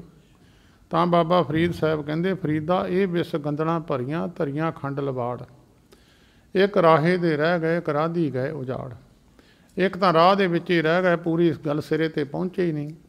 ਇੱਕ ਨਾ ਸਿਰੇ 'ਤੇ ਪਹੁੰਚ ਗਏ ਸੀ, ਪਦਾਰਥ ਤਾਂ ਸਾਰੇ ਮਿਲ ਗਏ, ਸਾਰਾ ਕੁਛ ਮਿਲ ਗਿਆ, ਉਹਨੂੰ ਛੱਡ ਕੇ ਚਲੇ ਗਏ, ਉਜਾੜ ਕੇ ਚਲੇ ਗਏ। ਤਾਂ ਕਹਿੰਦੇ ਜ਼ਹਿਰ ਰੂਪੀ ਸੰਸਾਰ ਦੇ ਸੁੱਖ ਨੇ ਪਰਮੇਸ਼ਰ ਦੇ ਨਾਲ ਮਿਲ ਕੇ, ਪਰਮੇਸ਼ਰ ਦੇ ਨਾਲ ਜੁੜ ਕੇ, ਜੋ ਪ੍ਰਭੂ ਨੇ ਤੈਨੂੰ ਗੱਲ ਕਹੀ ਆ ਉਹਦੇ ਅਨੁਸਾਰ ਤੁਰੇਂਗਾ ਤੇ ਤੈਨੂੰ ਇਹ ਜਿਹੜੀ ਚੀਜ਼ ਹੈ ਮਿੱਠੀ ਰਹੇਗੀ, ਤੈਨੂੰ ਪਤਾ ਲੱਗੇਗਾ ਗਿਆਨਤਾ ਹੈ। ਕਿਉਂ ਚਾਲੇ ਗੁਰ ਚਾਲੀ, ਮਹਾਰਾਜ ਤੁਹਾਡੇ ਰਸਤੇ 'ਤੇ ਕਿੱਦਾਂ ਚੱਲ ਸਕਦੇ, ਇਹ ਵੀ ਗਿਆਨ ਸਾਨੂੰ ਬਖਸ਼ ਦਿਓ। ਗੁਰੂ ਅਰਜਨ ਦੇਵ ਮਹਾਰਾਜ ਕਹਿੰਦੇ ਹਮ ਅੰਧਲੇ ਅੰਧ ਵਿਖੇ ਵਿਖਰਾਤੇ ਕਿਉਂ ਚਾਲੇ ਗੁਰ ਚਾਲੀ। ਇਹਦੇ ਵਿੱਚ ਰਸ ਮਹਾਰਾਜ ਰੱਤੇ ਹੋਏ ਆ ਵਿਸ਼ਿਆਂ ਦੇ ਵਿੱਚ। ਰਤਨਾ ਤਾਂ ਪਰਮੇਸ਼ਰ ਦੇ ਨਾਲ ਸੀ, ਰੱਤੇ ਸਹੀ ਜੇ ਮੁਖ ਨਾ ਮੁੜਨ ਜਿਨੀ ਸਜਾਤਾ ਸਾਈਂ। ਮਹਾਰਾਜ ਰਤਨਾ ਤਾਂ ਤੇਰੇ ਨਾਲ ਸੀ, ਰੱਤ ਕੇ ਹੋਰ ਸੰਸਾਰ ਦੇ ਵਿਸ਼ਿਆਂ ਵਿਕਾਰਾਂ ਨਾਲ। ਕਿਸੇ ਨੂੰ ਤੋੜਨ ਦੀ ਕੋਸ਼ਿਸ਼ ਕਰੋ, ਟੁੱਟਦਾ ਨਹੀਂ ਆ। ਜਿੱਦਾਂ ਇੱਕ ਜੋਕ ਹੈ, ਲਹੂ ਦੇ ਨਾਲੇ ਚਿੰਬੜੀ ਰਹਿੰਦੀ ਹੈ। ਜੋਕ ਨੂੰ ਹੋਰ ਕੋਈ ਚੀਜ਼ ਵਧੀਆ ਦੇ ਦਿਓ, ਮੰਨਦੀ ਨਹੀਂ ਆ, ਉਹਦੀ ਸਵਾਦ ਹੈ ਉੱਥੇ ਲੱਗਿਆ ਹੋਇਆ। ਇਸ ਤਰ੍ਹਾਂ ਸੰਸਾਰ ਦੇ ਵਿੱਚ ਖੁੱਭੇ ਹੋਏ ਪੁਰਖਾਂ ਨੂੰ ਜਿਹੜਾ ਇਹ ਗਿਆਨ ਹੈ ਚੰਗਾ ਨਹੀਂ ਲੱਗਦਾ। ਜਿਨ੍ਹਾਂ ਪੁਰਖਾਂ ਦੇ ਅੰਦਰ ਗਿਆਨ ਵਸ ਜਾਂਦਾ ਹੈ, ਉਹਨਾਂ ਪੁਰਖਾਂ ਦੇ ਵਿਗਿਆਨ ਸੰਸਾਰ ਦੇ ਲੋਕਾਂ ਨੇ ਲਿਆ ਹੈ। ਕਿਉਂ ਚਾਲੇ ਗੁਰ ਚਾਲੀ। ਮਹਾਰਾਜ ਤੁਹਾਡੀ ਚਾਲੀ 'ਤੇ ਕਿੱਦਾਂ ਚੱਲ ਸਕਦੇ ਹਾਂ, ਮਹਾਰਾਜ ਕਿੱਦਾਂ ਤੁਰ ਸਕਦੇ ਹਾਂ। ਜਿਹੜੀ ਤੁਹਾਡੀ ਚਾਲ ਹੈ, ਜਿੱਥੇ ਤੁਹਾਡੀ ਚਾਲ ਨਾਲ ਮਨੁੱਖ ਦੀ ਜੀਵ ਦੀ ਚਾਲ ਨਹੀਂ ਰਲਣੀ। ਇੱਕ ਮਨੁੱਖ ਤੇਜ਼ ਤੁਰਦਾ, ਇੱਕ ਹੌਲੀ ਤੁਰਦਾ। ਬਾਕੀ ਮਹਾਰਾਜ ਤੁਹਾਡਾ ਪੈਂਡਾ ਜਿਹੜਾ ਔਖਾ ਬੜਾ ਹੈ ਜੀਵ ਦੇ ਚੱਲਣ ਵਾਸਤੇ, ਇਹ ਵੀ ਬੜੀ ਔਖੀ ਗੱਲ ਹੈ। ਭਗਤਾਂ ਕੀ ਚਾਲ ਨਿਰਾਲੀ, ਚਾਲਾਂ ਨਿਰਾਲੀ ਭਗਤਾਂ ਕੀ। ਬਿਖਮ ਮਾਰਗ ਚੱਲਣਾ ਬੜਾ ਔਖਾ ਮਾਰਗ ਹੈ। ਇਹਦੇ 'ਤੇ ਸੰਸਾਰੀ ਪੁਰਖ ਨਹੀਂ ਚੱਲ ਸਕਦੇ, ਭਗਤਾਂ ਨੇ ਇਸ ਮੰਜ਼ਿਲ ਨੂੰ ਤੈਅ ਕੀਤਾ ਹੈ। ਮਹਾਰਾਜ ਸਾਨੂੰ ਸਮਝਾ ਦਿਓ ਜੀ, ਅੰਨਿਆਂ ਨੂੰ ਇਸ ਗੱਲ ਦਾ ਗਿਆਨ ਨਹੀਂ ਹੈ ਜੀ ਮਹਾਰਾਜ। ਕਿਉਂ ਚਾਲੇ ਗੁਰ ਚਾਲੀ। ਤੁਹਾਡੀ ਚਾਲੀ 'ਤੇ ਕਿੱਦਾਂ ਚੱਲ ਸਕਦੇ ਮਹਾਰਾਜ। ਮਿਹਰ ਕਿਰਪਾ ਕਰੋ, ਸਤਿਗੁਰ ਦਇਆ ਕਰੇ ਸੁਖ ਦਾਤਾ। ਪਰਮੇਸ਼ਰ ਦਇਆ ਦੀ ਕਰ ਦੇਵੇ, ਮਿਹਰ ਕਰ ਦੇਵੇ। ਕਈ ਵਾਰੀ ਦਿਆਲੂ ਹੋ ਜਾਂਦੇ ਕਈ ਜੀਵ, ਕਈ ਆਮ ਸੰਸਾਰੀ ਲੋਕ ਵੀ। ਕਈ ਭੁੱਖੇ 'ਤੇ ਦਿਆਲੂ ਹੋ ਜਾਂਦਾ, ਉਹਨੂੰ ਰੋਟੀ ਖਿਲਾ ਦਿੰਦਾ। ਕਈ ਮਨੁੱਖ ਦਿਆਲੂ ਹੋ ਜਾਂਦੇ ਆ, ਕਈ ਜਾਨਵਰ ਡੰਗਰ ਪਾਣੀ 'ਚ ਰੁੜਦੇ ਜਾਂਦੇ, ਉਹਨਾਂ ਨੂੰ ਕੱਢ ਦਿੰਦੇ ਆ। ਉਹ ਦਇਆ ਕਰਕੇ ਉਹਨੂੰ ਕੱਢ ਦਿੰਦੇ ਆ। ਉਹਨੇ ਭਾਵੇਂ ਉਹਨਾਂ ਦੇ ਅੰਦਰ ਦਇਆ ਵਸਦੀ ਹੈ, ਉਹ ਤਾਂ ਵਿਚਾਰਾ ਬੇਨਤੀ ਕਰ ਸਕਦਾ, ਉਹਦੇ ਵੱਸ ਦੀ ਗੱਲ ਰਹਿੰਦੀ ਨਹੀਂ ਆ। ਸੱਚੇ ਪਾਤਸ਼ਾਹ ਜੀ ਮਹਾਰਾਜ ਸਤਿਗੁਰ ਦਇਆ ਕਰੇ ਸੁਖ ਦਾਤਾ। ਮਹਾਰਾਜ ਦਇਆ ਕਰੋ ਸੁੱਖਾਂ ਦੇ ਦਾਤੇ। ਹਮ ਲਾਵੇ ਆਪਣ ਪਾਲੀ। ਜਿਹੜੀ ਪਾਲ ਵਿੱਚ ਤੁਸੀਂ ਲੱਗੇ ਹੋਏ ਹੋ, ਜਿਹੜੀ ਤੁਹਾਡੀ ਲਾਈਨ ਹੈ। ਕਈ ਵਾਰੀ ਲਾਈਨਾਂ ਹੁੰਦੀਆਂ ਦੋ, ਇੱਕ ਪਾਸੇ ਸਿਆਣੇ ਬੰਦਿਆਂ ਨੂੰ ਲਾ ਦਿੰਦੇ, ਇੱਕ ਪਾਸੇ ਬੱਚਿਆਂ ਨੂੰ ਲਾ ਦਿੰਦੇ। ਉਹਨਾਂ ਨੂੰ ਪਤਾ ਸਿਆਣੇ ਨੇ ਧੱਕਾ ਚੱਲਣਾ ਨਹੀਂ ਆ, ਨਿਆਣੇ ਧੱਕਾ ਮੁੱਕੀ ਵੀ ਹੋ ਜਾਂਦੇ। ਉਹ ਲਾਈਨਾਂ ਦੋ ਕਰ ਦਿੰਦੇ ਆ। ਜਿਹੜੀ ਪਰਮੇਸ਼ਰ ਦੀ ਚਾਲ ਹੈ, ਮਹਾਰਾਜ ਲਾਈਨ ਹੈ ਤੁਹਾਡੀ। ਕਿ ਸਚਿਆਰਾ ਹੋਈ ਹੈ ਕਿ ਬਕੂੜੇ ਟੁੱਟੇ ਪਾਲ। ਮਹਾਰਾਜ ਝੂਠ ਦੀ ਪਾਲ ਵਿੱਚ ਲੱਗੇ ਹੋਏ ਆ। ਉਹ ਮਹਾਰਾਜ ਪਾਲ ਕਿੱਦਾਂ ਟੁੱਟ ਸਕਦੀ ਹੈ, ਲਾਈਨ ਵਿੱਚੋਂ ਕਿੱਦਾਂ ਨਿਕਲ ਸਕਦੇ ਆ। ਸਤਿਗੁਰੂ ਜੀ ਕਹਿੰਦੇ ਹੁਕਮ ਰਜਾਈ ਚੱਲਣਾ, ਨਾਨਕ ਲਿਖਿਆ ਨਾਲ। ਹੁਕਮ ਦੇ ਵਿੱਚ ਆ ਜਾ ਤੂੰ, ਜਿੱਦਾਂ ਤੈਨੂੰ ਅਸੀਂ ਕਹਾਂਗੇ ਉੱਦਾਂ ਤੁਰਿਆ ਰਹੀਂ। ਸਤਿਗੁਰ ਦਇਆ ਕਰੇ ਸੁਖ ਦਾਤਾ। ਹਮ ਲਾਵੇ ਆਪਣ ਪਾਲੀ। ਗੁਰਸਿੱਖ ਮੀਤ ਚਲੋ ਗੁਰ ਚਾਲੀ। ਗੁਰੂ ਅਰਜਨ ਦੇਵ ਮਹਾਰਾਜ ਅੱਗਿਓਂ ਜਵਾਬ ਮਿਲਿਆ ਪਰਮੇਸ਼ਰ ਨਿਰੰਕਾਰ ਜੀ ਦਾ। ਐ ਗੁਰਸਿੱਖੋ ਜੇ ਤੁਹਾਡੀ ਭਾਵਨਾ ਹੈ, ਐ ਗੁਰਸਿੱਖੋ ਜੇ ਤੁਹਾਡੀ ਇੱਛਾ ਹੈ ਇਸ ਗੱਲ ਦੀ, ਮੈਂ ਤੁਹਾਨੂੰ ਰਸਤਾ ਦੱਸ ਦਿੰਦਾ। ਗੁਰਸਿੱਖ ਮੀਤ ਚਲੋ ਗੁਰ ਚਾਲੀ। ਐ ਗੁਰਸਿੱਖੋ ਪਹਿਲਾਂ ਤਾਂ ਗੁਰੂ ਦੇ ਸਿੱਖ ਬਣਨਾ ਸਿੱਖੋ। ਜਿਹੜਾ ਵਿਦਿਆਰਥੀ ਅਧਿਆਪਕ ਦਾ ਕਿਹਾ ਨਹੀਂ ਮੰਨਦਾ, ਪ੍ਰਾਪਤੀ ਨਹੀਂ ਕਰਦਾ। ਸਿੱਖ ਉਹਨੂੰ ਕਹਿੰਦੇ ਜਿਹਨੇ ਸਿੱਖਿਆ ਗ੍ਰਹਿਣ ਕੀਤੀ ਹੈ। ਸਿੱਖਿਆ ਗ੍ਰਹਿਣ ਗੁਰੂ ਦੀ ਕੀਤੀ ਨੇ, ਸਿੱਖ ਖਵਾਉਂਦਾ ਹੈ। ਉਹ ਤਾਂ ਕਹਾਉਂਦਾ, ਪਰ ਮਾਸਟਰ ਕਹਿੰਦਾ ਇਹ ਠੀਕ ਨਹੀਂ ਹੈ, ਵਿਦਿਆਰਥੀ ਨੂੰ ਬਾਹਰ ਕੱਢ ਦਿਓ, ਮੇਰਾ ਰਿਜ਼ਲਟ ਗਲਤ ਕਰ ਦਊਗਾ। ਸਿੱਖ ਇਹ ਕੇਵਲ ਸਿੱਖ ਧਰਮ ਗੁਰੂ ਨਾਨਕ ਸਾਹਿਬ ਜੀ ਤੋਂ ਨਹੀਂ ਚੱਲਿਆ। ਸਿੱਖ ਤਾਂ ਇੱਕ ਹਿੰਦੀ ਦਾ ਅੱਖਰ ਸੀ, ਸਿੱਖ ਹੈ ਜਿਹੜਾ ਸਿੱਖਿਆ ਗ੍ਰਹਿਣ ਕੀਤੀ ਹੈ। ਸਿੱਖ ਵੀ ਅੱਖਰ ਉਹਦਾ ਜਿਹੜਾ ਸਿੱਖਿਆ ਲੈਣ ਵਾਸਤੇ ਗੁਰੂ ਦੇ ਘਰ ਵਿੱਚ ਆਇਆ ਸੀ, ਉਹਨੂੰ ਕਹਿੰਦੇ ਸਿੱਖ। ਇਹ ਨਹੀਂ ਕਿ ਕੇਸ ਤਾਂ ਮੁਸਲਮਾਨ ਵੀ ਰੱਖਦੇ ਆ, ਹਿੰਦੂ ਬ੍ਰਾਹਮਣ ਲੋਕ ਵੀ ਕੇਸ ਰੱਖਦੇ ਆ। ਸਿੱਖ ਉਹਨਾਂ ਵਿੱਚ ਵੀ ਨੇ, ਜਿਹਨੇ ਸਿੱਖਿਆ ਗ੍ਰਹਿਣ ਕੀਤੀ ਉਹ ਸਿੱਖ ਹੈ। ਤਾਂ ਸਿੱਖ ਗੁਰੂ ਭਾਈ ਗੁਰਦਾਸ ਜੀ ਦੀ ਪਵਿੱਤਰ ਬਾਣੀ ਪੜ੍ਹੋ। ਕਹਿੰਦੇ ਸੁਣ ਪ੍ਰਤਾਪ ਕਬੀਰ ਦਾ, ਦੂਜਾ ਸਿੱਖ ਹੋਆ ਸਹਿਣ ਨਾਈ। ਉਹ ਕਬੀਰ ਸਾਹਿਬ ਦਾ ਪ੍ਰਤਾਪ ਸੁਣ ਕੇ ਸਹਿਣ ਨਾਈ ਵੀ ਰਾਮਾਨੰਦ ਜੀ ਦਾ ਸਿੱਖ ਬਣਿਆ। ਸਿੱਖ ਹੁੰਦੇ ਸਿੱਖਿਆ ਗ੍ਰਹਿਣ ਕਰਨੀ। ਸਿੱਖਿਆ ਗ੍ਰਹਿਣ ਨਹੀਂ ਕਰਨੀ, ਗੁਰੂ ਦੇ ਕਹੇ ਮੁਤਾਬਕ ਤੁਰਨਾ ਨਹੀਂ ਹੈ, ਆਪਣੀ ਮਨ ਮਰਜ਼ੀ ਕਰਨੀ ਹੈ, ਉਹ ਸਿੱਖ ਨਹੀਂ ਹੈ। ਤਾਂ ਸਤਿਗੁਰੂ ਜੀ ਕਹਿੰਦੇ ਪਹਿਲਾਂ ਤਾਂ ਸਿੱਖ ਬਣ, ਤੇਰੀ ਭਾਵਨਾ ਬਣੇ ਵੀ ਗੁਰੂ ਮੇਰਾ ਕੀ ਕਹਿੰਦਾ ਹੈ, ਉਹ ਤੋਂ ਭੈ ਰੱਖ। ਜੇ ਵਿਦਿਆਰਥੀ ਦੇ ਅੰਦਰ ਅਧਿਆਪਕ ਦਾ ਭੈ ਨਹੀਂ ਹੈ, ਪੁੱਤਰ ਦੇ ਅੰਦਰ ਪਿਤਾ ਦਾ ਭੈ ਨਹੀਂ ਹੈ, ਤਾਂ ਉਹ ਪੁੱਤਰ ਨਹੀਂ ਹੈ, ਤਾਂ ਉਹ ਵਿਦਿਆਰਥੀ ਨਹੀਂ ਹੈ। ਸਭ ਤੋਂ ਪਹਿਲਾਂ ਪੈ ਬਿਨ ਭਗਤ ਨਾ ਹੋਏ ਤੇਰੀ। ਭੈ ਤੋਂ ਬਿਨਾਂ ਤੇਰੇ ਨਾਲ ਪ੍ਰੇਮ ਹੀ ਨਹੀਂ ਬਣ ਸਕਦਾ। ਪਹਿਲਾਂ ਗੁਰਸਿੱਖ ਬਣਨੇ ਦੀ ਗਣ ਗੁਰਸਿੱਖ ਬਣ ਵੀ ਮੈਂ ਸਿੱਖ ਹਾਂ, ਮੈਂ ਕੋਈ ਗ੍ਰਹਿਣ ਕਰਨ ਵਾਸਤੇ ਆਇਆ। ਜੋ ਗੁਰੂ ਨੇ ਕਿਹਾ, ਜੋ ਮੈਨੂੰ ਉਹਨੂੰ ਮੰਨਣਾ ਪਵੇਗਾ। ਜੇ ਗੁਰਸਿੱਖ ਆ ਗਿਆ, ਸਿੱਖਿਆ ਤਾਂ ਗ੍ਰਹਿਣ ਕੀਤੀ ਨਹੀਂ ਹੈ, ਕੇਵਲ ਸਿੱਖ ਨਾਮ ਲਿਖਾ ਲਿਆ, ਵਰਦੀ ਪਾ ਲਈ, ਉਹਦੇ ਵਾਲੀ ਕਿਹਾ ਮੰਨਿਆ ਨਹੀਂ, ਸਿੱਖ ਨਹੀਂ ਹੈ। ਗੁਰਸਿੱਖ ਮੀਤ ਐ ਗੁਰਸਿੱਖ ਮਿੱਤਰੋ। ਮਿੱਤਰ ਉਹਨਾਂ ਨੂੰ ਕਿਹਾ ਜਿਹੜੇ ਉਹਨਾਂ ਦੀ ਲਾਈਨ ਵਿੱਚ ਲੱਗੇ ਆ ਵੀ ਅਸੀਂ ਇਹ ਪੜ੍ਹਨੀ ਹੈ, ਪੜ੍ਹਨੀ ਮਹਾਰਾਜ, ਉੱਥੇ ਤੱਕ ਅਸੀਂ ਪਹੁੰਚਣਾ। ਉਹਨਾਂ ਨੂੰ ਮਹਾਰਾਜ ਕਹਿੰਦੇ ਤੁਸੀਂ ਮੇਰੇ ਮਿੱਤਰ ਹੋ, ਮੇਰੇ ਰਸਤੇ 'ਚ ਆ ਗਏ ਹੋ। ਉਹ ਹੈ ਮਿੱਤਰ ਜਿਹੜਾ ਰਸਤੇ ਵਿੱਚ ਤੁਰਿਆ ਹੋਇਆ ਤੁਹਾਡੇ ਨਾਲ। ਮਿੱਤਰ ਦੇ 6 ਗੁਣ ਨੇ। ਸਾਰ ਕਿਤਾਬ ਦੇ ਵਿੱਚ ਦੱਸਿਆ, ਆਸ਼ਾ ਇਸ਼ਟ ਉਪਾਸ਼ਨਾ ਖਾਨ ਪਾਨ ਪਹਿਰਾਨ ਖਟ ਲਖਣ ਜਾਂ ਕੋ ਮਿਲੇ ਤਾਂ ਕੋ ਮੀਤ ਪਛਾਣ। ਆਸਾ ਇੱਕ ਜਗ੍ਹਾ 'ਤੇ ਪਹੁੰਚਣਾ, ਦੋਹਾਂ ਦੀ ਆਸ਼ਾ ਇੱਕ ਹੈ। ਮੈਂ ਕਿੱਥੇ ਪਹੁੰਚਣਾ? ਦੋਏ ਜਾਣੇ ਰਸਤੇ ਵਿੱਚ ਚੰਗੀ ਬਾਟ ਕੱਢ ਜਾਂਦੇ, ਉਹ ਵੀ ਮਿੱਤਰ ਗਿਣੇ ਜਾਂਦੇ। ਇੱਕ 6 ਗੁਣ ਦੱਸੇ ਹੈ। ਇਸ਼ਟ ਇੱਕ ਧਰਮ ਨੂੰ ਮੰਨਦੇ ਹੋਣ, ਕਈ ਵਾਰੀ ਦੂਜੇ ਧਰਮ ਦੀਆਂ ਕਈ ਕਿਰਿਆ ਰਲਦੀਆਂ ਨਹੀਂ, ਹਿੰਦੂਆਂ ਦੀ ਸਿੱਖਾਂ ਨਾਲ ਨਹੀਂ ਰਲਦੀਆਂ, ਮੁਸਲਮਾਨਾਂ ਦੀਆਂ ਹਿੰਦੂਆਂ ਨਾਲ ਨਹੀਂ ਰਲਦੀਆਂ। ਇਸ ਤਰ੍ਹਾਂ ਕਈ ਉਹਨਾਂ ਦੇ ਜਿਹੜੇ ਧਰਮ ਦੇ ਗੁਣ ਨੇ ਉਹ ਰਲਦੇ ਨਹੀਂ ਹਨ, ਵੱਖਰੇ ਵੱਖਰੇ ਹਨ। ਆਸਾ ਇਸ਼ਟ ਉਪਾਸ਼ਨਾ ਇੱਕ ਪਰਮੇਸ਼ਰ ਦੀ ਉਪਾਸ਼ਨਾ ਕਰਨ ਵਾਲੇ। ਹੁਣ ਧਾਰਮਿਕ ਪੱਖ ਹੈ ਤਾਂ ਧਾਰਮਿਕ ਪੱਖ ਦਾ ਬੰਦਾ ਹੋਣਾ ਚਾਹੀਦਾ, ਜੇ ਸਾਕਤ ਹੈ ਤਾਂ ਸਾਕਤ ਹੋਣਾ, ਜੇ ਸਾਕਤਾਂ ਦੀ ਵੀ ਮਿੱਤਰਚਾਰਾ ਤਾਂ ਹੈ। ਉਹਨਾਂ ਦੀ ਉਪਾਸ਼ਨਾ ਉਹ ਸੰਸਾਰ ਨੂੰ ਚੇਤੇ ਕਰਦੇ, ਪਰਮੇਸ਼ਰ ਨੂੰ ਚੇਤੇ ਕਰਦੇ। ਉਪਾਸ਼ਨਾ ਖਾਨ ਪਾਨ ਪਹਿਰਾਨ, ਖਾਣਾ ਪਹਿਣਾ ਨਾਲ ਰਲਦਾ ਹੋਵੇ। ਸ਼ਰਾਬੀ ਦਾ ਸ਼ਰਾਬੀ ਨਾਲ ਮਿੱਤਰਚਾਰਾ, ਡੋਡਿਆਂ ਵਾਲੇ ਦਾ ਡੋਡਿਆਂ ਵਾਲੇ ਨਾਲ ਮਿੱਤਰਚਾਰਾ, ਸਮੈਕੀਏ ਦਾ ਸਮੈਕੀਏ ਨਾਲ ਮਿੱਤਰਚਾਰਾ। ਜਿਹੜੀ ਕੋਈ ਚੀਜ਼ ਖਾਣ ਪੀਣ ਵਾਲੇ ਇਕੱਠੇ ਹੋ ਜਾਂਦੇ ਉਹਨਾਂ ਦਾ ਵੀ ਮਿੱਤਰਚਾਰਾ, ਫਿਰ ਝੂਠ ਮੀਠ ਇਕੱਠੀ ਕਰ ਲੈਂਦੇ, ਉਹ ਪ੍ਰੇਮੀ ਬਣ ਜਾਂਦੇ ਆ। ਪਹਿਨਣਾ ਵੀ ਰਲਦਾ ਹੋਵੇ। ਕਈ ਵਾਰੀ ਪਹਿਰਾਵਾ ਦੇਖ ਲੈਂਦੇ ਹਾਂ ਅਸੀਂ ਗੁਰਸਿੱਖਾਂ ਦਾ। ਗੁਰਸਿੱਖ ਦੇ ਕੋਲ ਬਹਿਣਾ ਚਾਹੁੰਦਾ, ਕਹਿੰਦਾ ਮੈਂ ਕੋਈ ਵਿਚਾਰ ਕਰ ਲੂੰਗਾ। ਜੇ ਉਹਦੇ ਵਾਲਾ ਬਾਣਾ ਨਹੀਂ ਰਲਦਾ ਤਾਂ ਉਹਦੇ ਕੋਲ ਬੈਠਦਾ ਨਹੀਂ, ਉਹਨੂੰ ਅੰਦਰ ਪਤਾ ਨਹੀਂ ਇਹਦੇ ਕੀ ਹੈ, ਬਾਣਾ ਰਲ ਗਿਆ। ਖਾਨ ਪਾਨ ਪਹਿਰਾਨ ਖਟ ਲਖਣ ਜਾਂ ਕੋ ਮਿਲੇ ਤਾਂ ਕੋ ਮੀਤ ਪਛਾਣ, ਮਿੱਤਰ ਦੀ ਨਿਸ਼ਾਨੀ ਹੈ। ਸਤਿਗੁਰੂ ਜੀ ਕਹਿੰਦੇ ਗੁਰਸਿੱਖ ਮੀਤ ਹੈ, ਗੁਰਸਿੱਖੋ ਮਿੱਤਰੋ, ਮੇਰੀ ਲਾਈਨ ਵਿੱਚ ਤੁਰਨ ਵਾਲਿਓ। ਅੱਜ ਤਾਂ ਤੁਸੀਂ ਗੁਰਸਿੱਖ ਬਣ ਕੇ ਆਏ ਹੋ, ਕੱਲ੍ਹ ਨੂੰ ਉਸ ਪਦਵੀ 'ਤੇ ਪਹੁੰਚ ਗਏ ਤੁਸੀਂ ਪਰਮੇਸ਼ਰ ਵੀ ਬਣ ਜਾਣਾ। ਅੱਜ ਵਿਦਿਆਰਥੀ ਹੈ, ਕੱਲ੍ਹ ਨੂੰ ਅਧਿਆਪਕ ਵੀ ਤਾਂ ਬਣ ਜਾਣਾ ਉਹਨੇ ਪੜ੍ਹਾਈ ਪੜ੍ਹ ਕੇ। ਚਲੋ ਗੁਰਚਾਲੀ, ਜਿਹੜੀ ਗੁਰੂ ਦੀ ਚਾਲ ਹੈ ਉਹ 'ਤੇ ਚੱਲਣ ਦੀ ਕੋਸ਼ਿਸ਼ ਕਰੋ। ਗੁਰਸਿੱਖ ਮੀਤ ਚਲੋ ਗੁਰਚਾਲੀ, ਜੋ ਗੁਰ ਕਹੇ ਸੋਈ ਭਲ ਮਾਨੋ। ਜੋ ਗੁਰੂ ਨੇ ਗੱਲ ਤੁਹਾਨੂੰ ਕਹੀ ਹੈ ਉਹਨੂੰ ਭਲਾ ਕਰਕੇ, ਜੋ ਕੁਛ ਕਰੇ ਸੋ ਭਲਾ ਕਰ ਮਾਨੀਏ। ਹਿਕਮਤ ਹੁਕਮ ਚੁਕਾਈਏ, ਜਿਹੜਾ ਪਤੀ ਨੂੰ ਜਿਹਨੇ ਉਹਨੇ ਗੱਲ ਕਹਿ ਦਿੱਤੀ ਗੁਰੂ ਨੇ, ਉਹਨੂੰ ਭਲਾ ਕਰਕੇ ਮੰਨ ਲਿਆ। ਚਾਹੇ ਔਖੀ ਸੀ ਚਾਹੇ ਸੌਖੀ ਸੀ, ਚਾਹੇ ਕਿੰਨਾ ਵੀ ਉੱਤੇ ਔਖਾ ਹੋ ਕੇ ਮਨੁੱਖ ਨੂੰ ਤੁਰਨਾ ਪਿਆ। ਪੜ੍ਹਾਈ ਜੇ ਪੜ੍ਹਨੀ ਤਾਂ ਪਊਗੀ, ਔਖਾ ਹੋ ਕੇ ਜਾਊਗਾ ਮਨੁੱਖ। ਉੱਥੇ ਤੱਕ ਗੁਰਸਿੱਖ ਮੀਤ ਜੋ ਗੁਰ ਕਹੇ ਸੋਈ ਭਲ ਮਾਨੋ।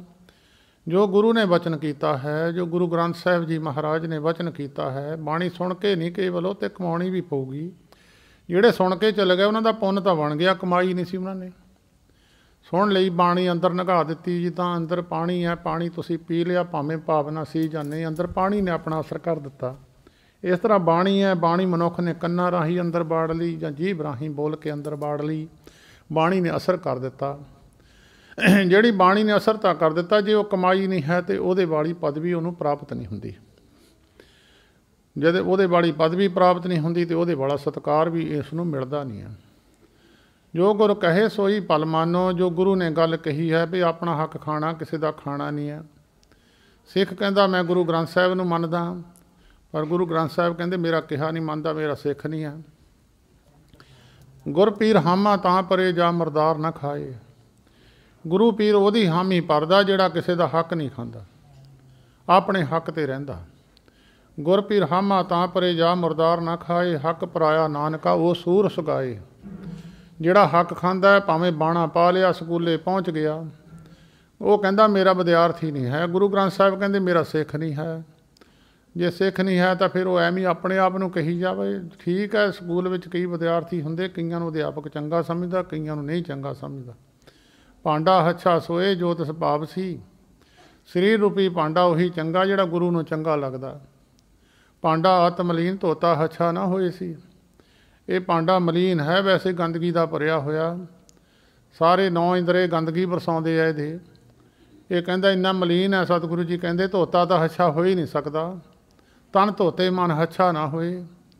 ਭਾਂਡਾ ਅੱਛਾ ਜੋ ਸੁਭਾਵ ਸੀ, ਭਾਂਡਾ ਆਤ ਮਲੀਨ ਧੋਤਾ ਹੱਛਾ ਨਾ ਹੋਏ ਸੀ। ਗੁਰੂ ਦੁਆਰੇ ਹੋਏ ਸੋਝੀ ਪਾਏ ਸੀ। ਗੁਰੂ ਦੇ ਦਰਵਾਜ਼ੇ 'ਤੇ ਜਾਵੇ ਤਾਂ ਇਹ ਗੱਲਾਂ ਦਾ ਪਤਾ ਲੱਗਦਾ, ਮਨੁੱਖ ਨੂੰ ਸੋਝੀ ਆ ਜਾਂਦੀ ਹੈ। ਇਹ ਤਾਂ ਦੁਆਰੇ ਧੋਏ ਹੱਛਾ ਹੋਏ ਸੀ। ਇੱਦਾਂ ਇਹ ਭਾਂਡਾ ਧੋਤਾ ਜਾਊਗਾ। ਜੇ ਕੋਈ ਕਹੇ ਵੀ ਘਰੇ ਹੀ ਧੋ ਲਈਏ, ਘਰੇ ਨਹੀਂ ਧੋਤਾ ਜਾ ਸਕਦਾ। ਗੁਰੂ ਦੇ ਵਿਚਾਰਾਂ ਨੂੰ ਗ੍ਰਹਿਣ ਕਰ ਲਵੇ। ਗੁਰੂ ਦੇ ਵਿਚਾਰਾਂ ਨੂੰ ਗ੍ਰਹਿਣ ਕਰਕੇ ਭਰੀਏ ਮਤ ਪਾਪਾਂ ਕੇ ਸੰਗ ਧੋਪੈ ਨਾਵੇਂ ਕੇ ਰੰਗ। ਨਾਮ ਸਿੱਧਾ ਹੀ ਥੋੜ੍ਹਾ ਮਨੁੱਖ ਜਪ ਸਕਦਾ, ਇਹਨੂੰ ਨਾਮ ਦਾ ਵੀ ਤਰੀਕਾ ਹੈ। ਮਹਾਂਪੁਰਸ਼ ਦੱਸਦੇ ਆ ਵੀ ਇਸ ਤਰੀਕੇ ਨਾਲ, ਜਿੱਦਾਂ ਡਾਕਟਰ ਦੱਸਦਾ ਦਵਾਈ ਤੁਸੀਂ ਆਪੇ ਲੈ ਆਓ, ਬਾਜ਼ਾਰੋਂ ਜਾ ਕੇ ਲੈ ਆਓ, ਤੁਹਾਨੂੰ ਪਤਾ ਨਹੀਂ ਕਿੰਨੇ ਟਾਈਮ ਖਾਣੀ ਹੈ, ਕਿਹੜੇ ਟਾਈਮ ਖਾਣੀ ਹੈ, ਕਿਹੜਾ ਇਹਦਾ ਪਰਹੇਜ਼ ਕਰਨਾ, ਕੀ ਗੱਲ ਛੱਡਣੀ ਸੀ, ਕੀ ਗ੍ਰਹਿਣ ਕਰਨੀ ਸੀ। ਦਵਾਈ ਤਾਂ ਮਨੁੱਖ ਲੈ ਆਊਗਾ, ਕਈ ਵਾਰੀ ਮਾੜੀ ਬਹਿ ਜੂਗੀ, ਉਹ ਡਾਕਟਰ ਦੱਸੂਗਾ ਇਹ ਦਵਾਈ 3 ਵਾਰ ਪੀਣੀ ਆ ਜਾਂ 2 ਵਾਰ ਪੀਣੀ ਆ, ਇਹ ਰੋਟੀ ਤੋਂ ਬਾਅਦ ਪੀਣੀ ਆ ਕਿ ਜੇ ਪਹਿਲਾਂ ਪੀਣੀ ਆ।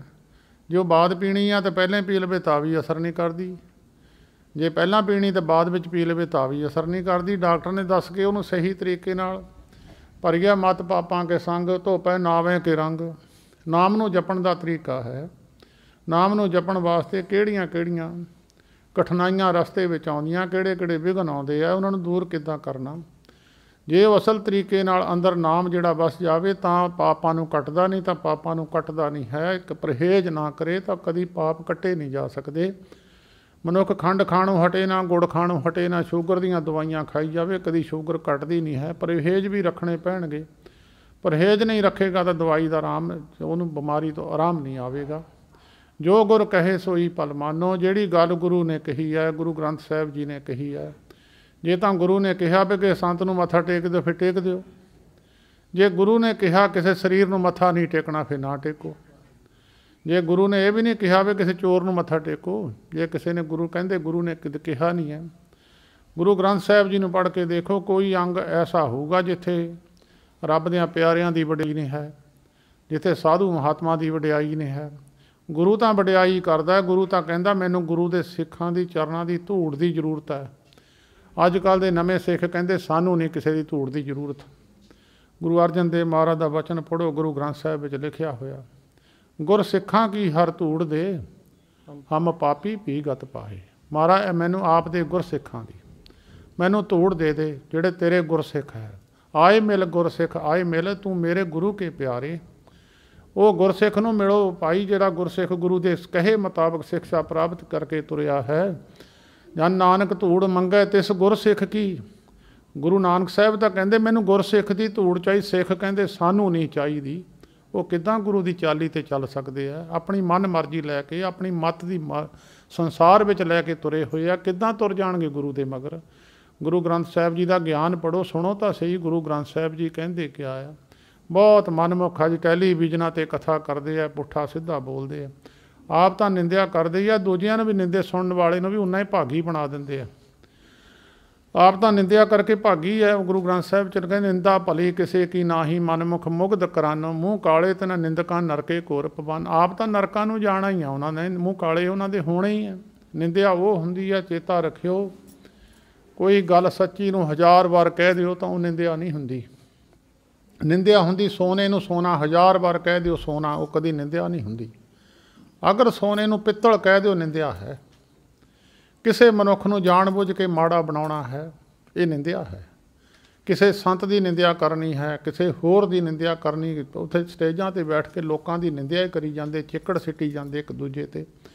ਜਿੰਨਾ ਚਿਰ ਨਿੰਦਿਆ ਕਰਨੀ, ਗੁਰੂ ਗ੍ਰੰਥ ਸਾਹਿਬ ਜੀ ਦੇ ਬਚਨ, ਗੁਰੂ ਦਾ ਸਿਫਤ ਕਰ ਲਓ, ਗੁਰੂ ਦੀ ਵਡਿਆਈ ਕਰ ਲਓ। ਸੁਣਨ ਵਾਲੇ ਨੂੰ ਵੀ ਪੁੰਨ ਮਿਲ ਜੂਗਾ, ਕਰਨ ਵਾਲੇ ਨੂੰ ਵੀ ਪੁੰਨ ਮਿਲ ਜੂਗਾ। ਜੇ ਕਰਨ ਵਾਲਾ ਨਿੰਦਿਆ ਕਰਨ ਵਾਲਾ ਭਾਗੀ ਹੈ, ਪਾਪ ਦਾ ਸਜ਼ਾ ਦਾ ਭਾਗੀ ਹੈ, ਤਾਂ ਸੁਣਨ ਵਾਲਾ ਵੀ ਭਾਗੀ ਹੈ। ਕਹਿੰਦੇ ਤੂੰ ਸੁਣਦਾ ਸੀ ਤਾਂ ਹੀ ਉਹ ਸੁਣਾਉਂਦਾ ਸੀ ਤੈਨੂੰ। ਜੇ ਸੁਣਨ ਵਾਲੇ ਮੋਰੇ ਨਾ ਹੀ ਬੈਠੇ ਹੋਣ ਤਾਂ ਸੁਣਾਉਣ ਵਾਲਾ ਕਿਹਨੂੰ ਭਾਗੀ ਬਣਾ ਦੂਗਾ? ਜੇ ਸੁਣਨ ਵਾਲੇ ਬੈਠੇ ਸੀ, ਉਹ ਸੁਣਾਉਣ ਵਾਲਾ ਬਹਿ ਗਿਆ। ਸੁਣਾਉਣ ਵਾਲੇ ਨੇ ਪੁੱਠਾ ਸੁਣਾਇਆ, ਸੁਣਨ ਵਾਲਿਆਂ ਨੇ ਵੀ ਸੁਣ ਲਿਆ। ਉਹਨੇ ਕੰਨ 'ਚ ਹੀ ਗੰਦ ਅੰਦਰ ਨਗਾ ਲਿਆ, ਉਹਨੂੰ ਮੂੰਹ ਰਾਹੀਂ ਕੱਢ ਦਿੱਤਾ। ਉਹਨੂੰ ਮਲੀਨ ਕਰ ਦੂਗਾ। ਕਰੀਏ ਉਹਦੀ ਫਿਰ ਮੱਤ ਕਦੀ ਪਾਪਾਂ ਤੋਂ ਦੂਰ ਨਹੀਂ ਹੋ ਸਕਦੀ, ਪਾਪਾਂ ਤੋਂ ਮੁਕਤ ਨਹੀਂ ਹੋ ਸਕਦੀ। ਉਹ ਜਦੋਂ ਸਤਿਗੁਰੂ ਜੀ ਕਹਿੰਦੇ ਗੁਰਸਿੱਖ ਮੀਤ ਜੋ ਗੁਰ ਕਹੇ ਸੋਈ ਪਲ ਮਾਨੋ, ਜੋ ਗੁਰੂ ਕਹੂਗਾ ਉਹਦੇ ਅਨੁਸਾਰ ਚੱਲੋ। ਹਰ ਹਰ ਕਥਾ ਨਿਰਾਲੀ, ਗੁਰਸਿੱਖ ਮੀਤ ਚਲੋ ਗੁਰ ਚਾਲੀ, ਜੋ ਗੁਰ ਕਹੇ ਸੋਈ ਪਲ ਮਾਨੋ, ਹਰ ਹਰ ਕਥਾ ਨਿਰਾਲੀ। ਗੁਰਸਿੱਖ ਮੀਤ ਚਲੋ ਗੁਰ ਚਾਲੀ, ਜੋ ਗੁਰ ਕਹੇ ਸੋਈ ਪਲ ਮਾਨੋ, ਜੋ ਗੁਰ ਕਹੇ ਸੋਈ ਪਲ ਮਾਨੋ, ਹਰ ਹਰ ਕਥਾ ਨਿਰਾਲੀ। ਸਤਿਗੁਰ ਸੇਵ ਖਰਚ ਹਰ ਬਾਂਧੋ, ਮਤ ਜਾਣੋ ਆਜ ਕੇ ਕਾਲੀ। ਕਹਿੰਦੇ ਮਹਾਂਪੁਰਸ਼ ਸਤਿਗੁਰ ਦਾ ਵੀ ਬੜਾ ਭੁਲੇਖਾ ਹੈ। ਬਹੁਤ ਸਾਰੇ ਗੁਰੂ ਗ੍ਰੰਥ ਸਾਹਿਬ ਜੀ ਨੂੰ ਸਤਿਗੁਰ ਕਹਿੰਦੇ ਆ, ਬਹੁਤ ਸਾਰੇ ਮਹਾਂਪੁਰਖ ਜਿਹੜਾ ਉਹਨਾਂ ਦਾ ਗੁਰੂ ਹੁੰਦਾ ਉਹਨੂੰ ਸਤਿਗੁਰ ਕਹਿੰਦੇ। ਇਹ ਇੱਕ ਵੱਡਾ ਭੁਲੇਖਾ ਸਾਡੇ ਸਿੱਖ ਕੌਮ ਦੇ ਅੰਦਰ ਹੈ। ਗੁਰੂ ਗ੍ਰੰਥ ਸਾਹਿਬ ਜੀ ਨੂੰ ਪੁੱਛੋ ਮਹਾਰਾਜ ਸਤਿਗੁਰ ਕੌਣ ਹੈ? एक तो परमेश्वर है, निरंकार है, एक सतगुर है। जिन्हें सतगुर पुरख मनाया तिन पूजे सब कोई। एक सतगुर कौन है? गुरु अर्जन देव महाराज ने पूछो, महाराज सतगुर कौन है जी? उन्होंने सुखमनी साहिब जी की पवित्र बाणी विच लिखिया, सतपुरख जिन जानिया सतगुर तिसका नाम। जिन्हें सतपुरख निरंकार परमेश्वर की पहचान की है वह सतगुर है, वह ही रूप है। वो कहते मेरा रूप है जो प्राणी निस दिन भजै, रूप राम ते जान। जिहड़ा दिन रात परमेश्वर का भजन करता है, परमेश्वर का स्वरूप है वो। ਤਾਂ सतगुरु जी कहते सतगुर सेव खर्च हर बांधो, महापुरखों की संगत करके परमेश्वर ਨੂੰ सिमर ना करो। कहते खर्च पल्ले बन लो, मत जानो आज के काली। पता नहीं किहड़े वेले साह निकल जाना बंदे का। हर जपदियां खिन ढिल ना कीजे मेरी जिंदड़ीए। चौथे पातशाह कहते हर जपदियां खिन ढिल ना कीजे मेरी जिंदड़ीए, मत जापे साहब आवे कि ना आवे राम। पता नहीं साह आना कि अगला नहीं आना। कहते सतगुर महापुरुषों की संगत करके सतगुर सेव खर्च हर बंधो। थानू कटी वस्तु मिल जूगी जिहड़ी लुटना है तो लूट लै। राम नाम की लोड़ फिर पाछे पछताओगे जब प्राण जाएंगे छूट। ये परमेश्वर के नाम की लुट है। कहते महापुरुष की संगत करके मत जानो आज के काली। हर के संत जपो हर जपना, हर संत चले हर नाली। संतां की संगत करके परमेश्वर नूं जपना करो, संत तुहाडे नाल जाणगे जिथे तक तुसीं जाओगे। संत महाराज जी हरखो वालिए, उन्होंने किसी प्रेमी ने सवाल किया सी, महाराज कहते संत शरीर छड्डण तो बाद भी जीवां की संभाल कर सकता है अपने जगिआसूआं की। महापुरुष कहण लगे संत जी जिहड़े मोहरे पुछदे सी वो भी संत सी। कहते संत सी जे मर के संत जीव की संभाल ना करे फिर जीव ही होया, फिर ब्रह्म ना होया। जिहड़ा ब्रह्म है वो मरदा नहीं कदी भी, उन्होंने तुसीं जिथे चेते करो हाज़र है। वो सर्व व्यापक है। उस परमेश्वर नाल ब्रह्म हो गया, ब्रह्म दे नाल ब्रह्म रल गया। जदों नदी समुद्र में रल गई उहदा रूप हो गई, फिर नदी खत्म नहीं हुंदी, उहदे विच जाके पै गई, दिन रात तुरी रहिंदी है। जिन्ना चिर उहदे विच पैंदी नहीं उहदा नाम रहिंदा है।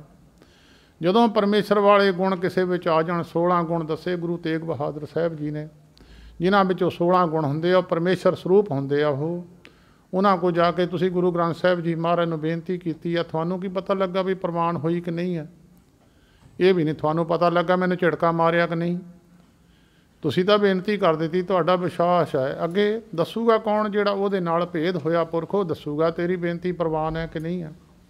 जिहड़े गुरु ग्रंथ साहिब दे नाल भेद होए पुरुष है, जिन्हां दे अंदर गुरु ग्रंथ साहिब दा ज्ञान है, जिन्हां दे अंदर सारा ही ज्ञान गुरु ग्रंथ साहिब जी का है। जिहड़ा अर्थ नहीं सी किते आउंदा हुंदा, महापुरुषां नूं पुछदे हुंदे सी, दस दिंदे हुंदे सी।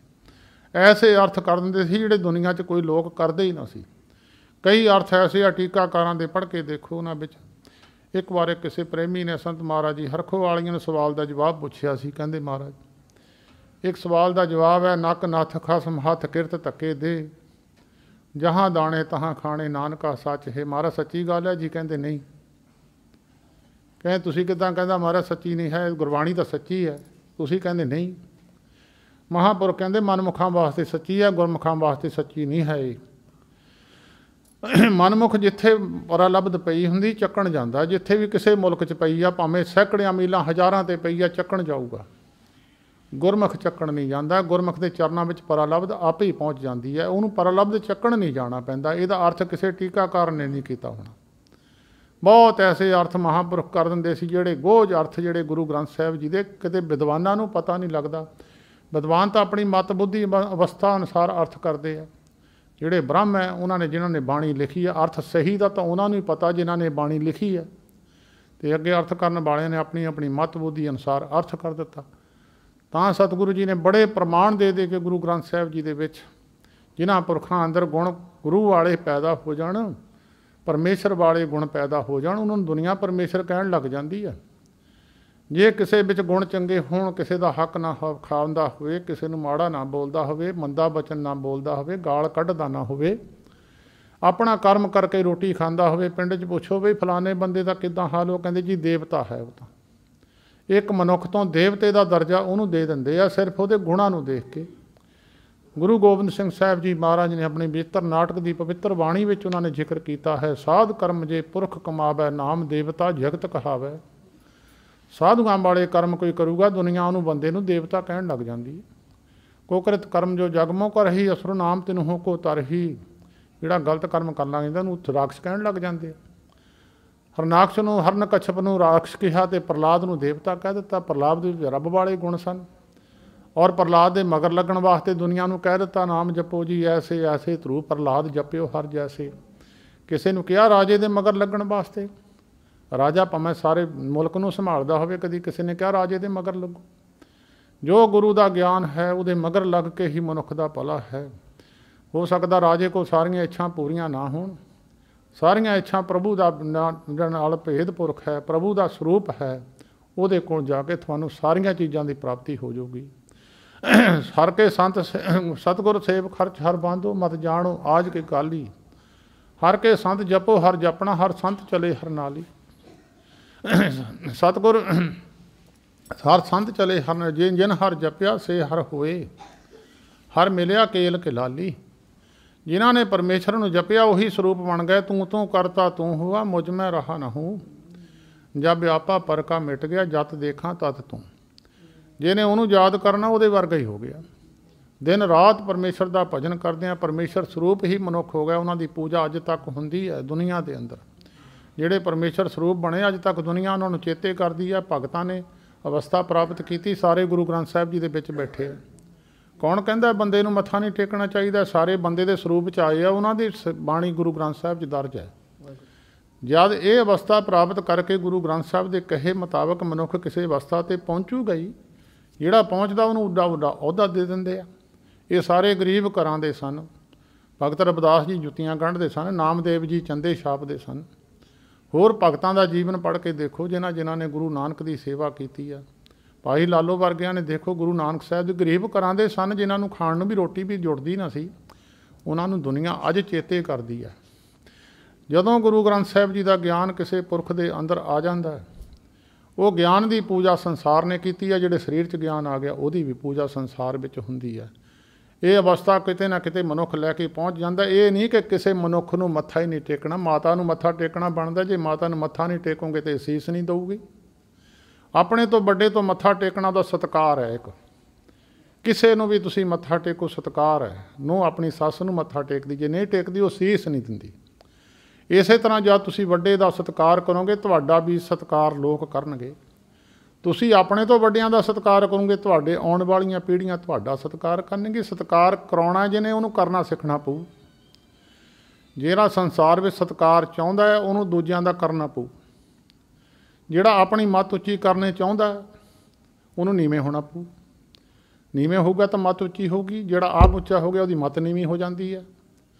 ਜਿਹਨੇ ਸਤਿਕਾਰ ਦੀ ਇੱਛਾ ਹੈ ਉਹ ਸਤਿਕਾਰ ਕਰਨਾ ਸਿੱਖੇ, ਮਹਾਤਮਾ ਲੋਕਾਂ ਦਾ ਸਤਿਕਾਰ ਕਰਨਾ ਸਿੱਖੇ।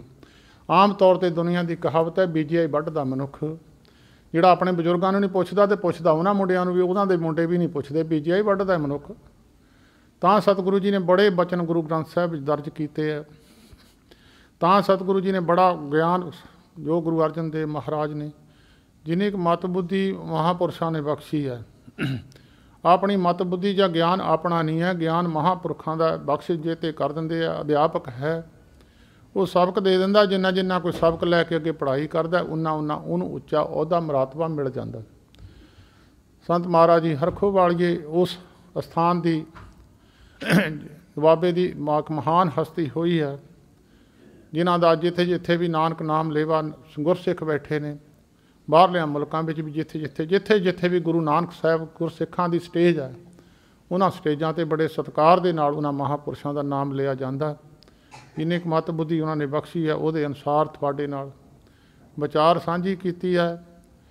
ਸਮਾਗਮ ਚਾਹੇ ਵਿਆਹ ਦਾ ਹੋਵੇ, ਚਾਹੇ ਕੋਈ ਬਰਾਗ ਦਾ ਹੋਵੇ, ਚਾਹੇ ਕੋਈ ਹੋਰ ਕਾਰਜ ਦਾ ਹੋਵੇ, ਸਤ ਸੰਗ ਜਿਹੜਾ ਹੈ, ਸੱਚ ਦੀ ਵਿਚਾਰ ਹੈ, ਉਹ ਤਾਂ ਇੱਕੋ ਜਿਹੀ ਹੁੰਦੀ ਹੈ। ਉਹ ਸੱਤ ਦੀ ਵਿਚਾਰ ਦੇ ਵਿੱਚੋਂ ਆਪਣੇ ਭਲੇ ਵਾਸਤੇ ਗੱਲ ਲੈ ਆਈਦੀ ਹੈ। ਜੇ ਕੋਈ ਕਹੇ ਵੀ ਅੱਜ ਤਾਂ ਵਿਆਹ ਦੀ ਰਸਮ ਦਾ ਅਖੰਡ ਸਹਿਜ ਪਾਠ ਹੈ ਜਾਂ ਅਖੰਡ ਪਾਠ ਹੈ, ਨਹੀਂ, ਜਿੰਨੇ ਤੁਸੀਂ ਬੈਠੇ ਹੋ ਜੋ ਮਰਜ਼ੀ ਮੰਗ ਲਓ, ਗੁਰੂ ਬੈਠਾ ਹੈ। ਗੁਰੂ ਇਕੱਲਾ ਇਸੇ ਗੱਲ ਵਾਸਤੇ ਤਾਂ ਨਹੀਂ ਹੈ ਵੀ ਇੱਕ ਬੰਦੇ ਨੇ ਸਹਿਜ ਪਾਠ ਰਖਾਇਆ ਸੀ ਉਹਦੀ ਅਰਦਾਸ ਹੈ। ਬਾਕੀ ਤੁਸੀਂ ਜਿਹੜਾ ਮਰਜ਼ੀ ਗਿਆਨ ਲੈ ਲਓ, ਗੁਰੂ ਦੇ ਕੋਲੋਂ ਜੋ ਮਰਜ਼ੀ ਮੰਗ ਲਓ। ਕਈ ਵਾਰੀ ਲੀਡਰ ਪਿੰਡਾਂ 'ਚ ਆਉਂਦੇ ਆ, ਇੱਕ ਬੰਦੇ ਦੇ ਆਉਂਦੇ ਆ, ਕਈ ਬੰਦੇ ਪਿੰਡਾਂ ਦੇ ਆਪਣਾ ਵੀ ਕੰਮ ਰੱਖ ਦਿੰਦੇ, ਉਹਨਾਂ ਦਾ ਵੀ ਕਰ ਜਾਂਦੇ ਉਹ ਜਾਂਦੇ ਜਾਂਦੇ।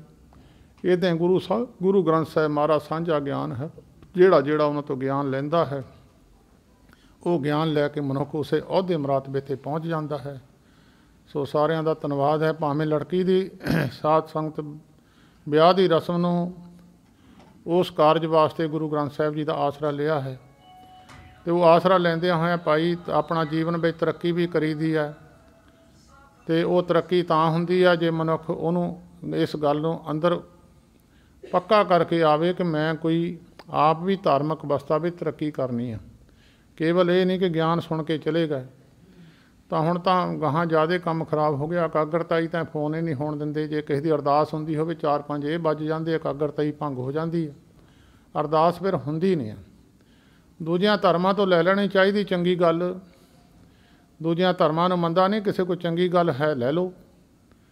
ਰਾਧਾ ਸੁਆਮੀ ਮੱਤ ਹੈ ਇੱਕ, ਉਹਨਾਂ ਦੇ ਕੋਲ ਇੱਕ ਗੁਣ ਹੈ, ਉਹ ਸਿੱਖਾਂ ਨੇ ਹਾਲੇ ਤਾਂ ਗ੍ਰਹਿਣ ਨਹੀਂ ਕੀਤਾ। ਗੱਲ ਤਾਂ ਉਹਨਾਂ ਨੂੰ ਮਾੜੀ ਮੋਟੀ ਮਾੜੀ ਤਾਂ ਕਹਿ ਦੇਣਗੇ, ਚੰਗਾ ਗੁਣ ਨਹੀਂ ਲਿਆ ਉਹਨਾਂ ਤੋਂ। ਉਹਨਾਂ ਦਾ ਜਿੱਥੇ ਸਤਸੰਗ ਹੁੰਦਾ ਫੋਨ ਬਾਹਰ ਰਖਾ ਲੈਂਦੇ। ਉਹ ਕਹਿੰਦੇ ਜਾਂ ਸਾਡੀ ਗੱਲ ਸੁਣ ਲੈ ਜਾਂ ਫਿਰ ਲੋਕਾਂ ਦੀ ਸੁਣ ਲੈ। ਪਰ ਸਾਡੇ ਸਿੱਖ ਧਰਮ ਦੇ ਅੰਦਰ ਇਹ ਬੜੀ ਵੱਡੀ ਗਿਰਾਵਟ ਹੈ। ਮੂਰਖ ਤੋਂ ਮੂਰਖ ਦਾ ਫੋਨ ਵੀ ਆ ਜਾਵੇ ਸੁਣਨ ਚਲੇ ਜਾਂਦੇ, ਗੁਰੂ ਬੈਠੇ ਰਹਿ ਜਾਂਦਾ। ਇਹਨਾਂ ਗੱਲਾਂ ਨੂੰ ਧਿਆਨ ਗੋਚਰੇ ਰੱਖਿਆ ਕਰੋ। ਜਿਹਨੇ ਕੋਈ ਤਰੱਕੀ ਕਰਨੀ ਹੈ, ਜੇ ਹਰ ਜਸ ਕਰਤੇ ਬਾਤ ਚਲਾਵੇ, ਕਹੇ ਗੋਬਿੰਦ ਸਿੰਘ ਬੱਧਾ ਜੰਮਪੁਰ ਜਾਵੇ। ਹਰੀ ਦਾ ਜਸ ਚੱਲਦਾ ਹੋਵੇ, ਵਿੱਚ ਆਪਣਾ ਰੌਲਾ ਬੰਦਾ ਪਾ ਦੇਵੇ, ਉਹ ਜੰਮਪੁਰੀ ਤੋਂ ਬਚੂਗਾ ਨਹੀਂ ਹੈ। ਜੇ ਫੋਨ ਲੈ ਕੇ ਆਉਣਾ, ਇਹ ਸਜ਼ਾ ਦੇ ਭਾਗੀ ਨਾ ਬਣਿਆ ਕਰੋ। ਉਹਨੂੰ ਥੋੜ੍ਹਾ ਬੰਦ ਕਰਕੇ ਆ ਜਾਇਆ ਕਰੋ, ਵਿਚਾਰ ਕਰਿਆ ਕਰੋ। ਜੇ ਗੁਰੂ ਗੋਬਿੰਦ ਸਿੰਘ ਸਾਹਿਬ ਦਾ ਵਚਨ ਝੂਠਾ ਨਹੀਂ ਹੋਣਾ। ਇਹ ਜਿਹੜਾ ਵਿਘਨ ਪਾਊਗਾ ਸਿੱਧਾ ਬੱਧਾ ਜੰਮਪੁਰੀ ਨੂੰ ਜਾਵੇਗਾ। ਗੁਰੂ ਗੋਬਿੰਦ ਸਿੰਘ ਸਾਹਿਬ ਦਾ ਵਚਨ ਹੈ, ਉਹਨੂੰ ਬੰਨ੍ਹ ਕੇ ਆਇਆ ਕਰੋ, ਬੰਦ ਕਰਕੇ ਆਇਆ ਕਰੋ। ਸਾਰਿਆਂ ਦਾ ਧੰਨਵਾਦ ਜੀ। ਰਾਗੀ ਸਿੰਘ ਹੁਣ ਸ਼ਬਦ ਪੜ੍ਹਨਗੇ। ਜਿੰਨਾ ਚਿਰ ਵੀ ਪਰਿਵਾਰ ਦੀ ਇੱਛਾ ਹੋਵੇਗੀ ਜਾਂ ਜਿਨ੍ਹਾਂ ਦੀ ਇੱਛਾ ਸੁਣਨ ਦੀ ਹੋਵੇਗੀ। ਇਹ ਰਾਗੀ ਸਿੰਘ ਇਹ ਨਾ ਸਮਝਿਓ ਵੀ ਰਾਗੀ ਸਿੰਘ ਪੈਸਿਆਂ ਵਾਲੇ, ਇਹ ਤਾਂ ਪ੍ਰੇਮ ਦੇ ਹੈ। ਰਾਗੀ ਇਹਨਾਂ ਦਾ ਕਿੱਤਾ ਨਹੀਂ ਹੈ। ਇਹ ਤਾਂ ਸਿਰਫ ਸੰਤ ਬਾਬਾ ਜਵਾਲਾ ਸਿੰਘ ਜੀ ਮਹਾਰਾਜ ਦੇ ਪਵਿੱਤਰ ਸਥਾਨ ਦੀ ਸੇਵਾ ਨੂੰ 25 ਸਾਲ ਹੋ ਗਏ ਆ। ਕਾਰੋਬਾਰ ਤਾਂ ਇਹ ਆਪਣਾ ਕਰਦੇ ਆ। ਰਾਗੀ ਤਾਂ ਮੇਰੇ ਨਾਲ ਜਾਂਦੇ ਆ। ਇਹ ਕੋਈ ਭਾਵਨਾ ਲੈ ਕੇ ਨਹੀਂ ਆਉਂਦੇ ਕਿ ਸਾਨੂੰ ਕੋਈ ਪੈਸਾ ਦੇਵੇ। ਬੇਸ਼ੱਕ ਉੱਠਿਓ ਨਾ ਪੈਸਾ ਦੇਣ, ਕੀਰਤਨ ਸੁਣ ਲਿਓ। ਇਹ ਪੈਸਿਆਂ ਵਾਲੇ ਰਾਗੀ ਨਹੀਂ, ਨਾ ਪੈਸਿਆਂ 'ਤੇ ਕਰਕੇ ਲਿਆਂਦੇ ਆ। ਇਹ ਤਾਂ ਮੇਰੇ ਨਾਲ ਹੀ ਜਾਂਦੇ ਆ, ਅਤੇ ਇਹ ਸਿਰਫ ਆਪਣਾ ਮੁੰਡੇ ਕਾਰੋਬਾਰ ਕਰਦੇ ਆ। ਇਹ ਤਾਂ ਬਾਬਾ ਜਵਾਲਾ ਸਿੰਘ ਜੀ ਦੇ ਸੇਵਕ ਹੋਣ ਕਰਕੇ ਉਹਨਾਂ ਦੀ ਸੇਵਾ ਸਮਝ ਕੇ ਉੱਥੇ ਚਲੇ ਜਾਂਦੇ ਆ। ਬਾਕੀ ਅਸੀਂ ਮਾਲਵੇ ਵਿੱਚ ਗਏ, ਉਹਨਾਂ ਨੇ ਇੱਕ ਸ਼ਬਦ ਅਸੀਂ ਪੜ੍ਹਿਆ ਇਹਨਾਂ ਮੁੰਡਿਆਂ ਨੇ। ਇੱਕ ਬੰਦਾ ਉੱਠਿਆ, ਉਹਨੇ ਸਾਰਿਆਂ 'ਚੋਂ 10-10 ਰੁਪਈਏ ਫੜੇ, ਲਿਆ ਕੇ ਰਾਗੀਆਂ ਦੇ ਮੂਹਰੇ ਰੱਖ ਦਿੱਤੇ। ਇਸ਼ਾਰਾ ਕਰਤਾ ਜੀ ਕੀਰਤਨ ਤੁਹਾਡਾ ਸੁਣ ਲਿਆ, ਬਸ ਕਰੋ ਜੀ। ਉਹਨਾਂ ਦੀ ਇੱਛਾ ਸੀ ਵੀ ਸ਼ਾਇਦ ਇਹ ਰਾਗੀ ਪੈਸਿਆਂ ਨੂੰ ਹੀ ਕੀਰਤਨ ਕਰਦੇ। ਗੁਰੂ ਦਾ ਜਸ ਸੁਣ ਲਿਆ ਕਰੋ, ਜੇ ਨਹੀਂ ਕਰਨਾ ਆਉਂਦਾ ਸੁਣ ਲਿਆ ਕਰੋ। ਅਤੇ ਇਹ ਨਹੀਂ ਭਈ ਰਾਗੀ ਸਿੰਘ ਕਹਿੰਦੇ ਸਾਨੂੰ ਪੈਸੇ ਦਿਓ ਤਾਂ ਅਸੀਂ ਬੰਦ ਕਰਨਾ। ਇਹ ਨਹੀਂ ਉਸੇ ਵੇਲੇ ਬੰਦ ਕਰ ਦੇਣਾ, ਭਾਵੇਂ ਇੱਕੋ ਹੀ ਸ਼ਬਦ ਸੁਣ ਲਿਓ। ਇਹ ਨਹੀਂ ਭਈ ਜੇ ਪੈਸੇ ਨਹੀਂ ਆਏ ਤਾਂ ਲੱਗੇ ਹੀ ਰਹਿਣਾ, ਅਤੇ ਬਹੁਤ ਦੂਜੇ ਬੰਦੇ ਔਖੇ ਹੋ ਕੇ ਬੈਠੇ ਰਹਿੰਦੇ ਆ। ਗੁਰੂ ਦੀ ਸਿਫਤ ਕੰਨਾਂ 'ਚ ਹੀ ਨਿਗਾਹ ਦਿਓ। ਦਵਾਈ ਭਾਵੇਂ ਧੱਕੇ ਨਾਲ ਪੀ ਲਓ, ਚਾਹੇ ਧੱਕੇ ਨਾਲ ਅੰਦਰ ਸਿੱਟ ਲਓ, ਚਾਹੇ ਜਾਣ ਬੁੱਝ ਕੇ ਪੀ ਲਓ, ਅਣਜਾਣ ਪੁਣੇ 'ਚ ਪੀ ਲਓ, ਦਵਾਈ ਅਸਰ ਕਰਦੀ ਹੈ। ਗੁਰੂ ਦਾ ਜਸ ਵੀ ਅਸਰ ਕਰਦਾ ਹੈ। ਉਹਨੂੰ ਧੱਕੇ ਨਾਲ ਕੰਨਾਂ 'ਚ ਹੀ ਨਿਗਾਹ ਦਈਏ। ਸੋ ਇੰਨਾ ਹੀ ਸਾਧ ਸੰਗਤ ਜੀ ਪ੍ਰਵਾਨ ਕਰਨੀ। ਸਾਰੀ ਸੰਗਤ ਇੱਕ ਵਾਰ ਰਸਨਾ ਪਵਿੱਤਰ ਕਰੋ ਜੀ। ਵਾਹਿਗੁਰੂ ਜੀ ਕਾ ਖਾਲਸਾ, ਵਾਹਿਗੁਰੂ।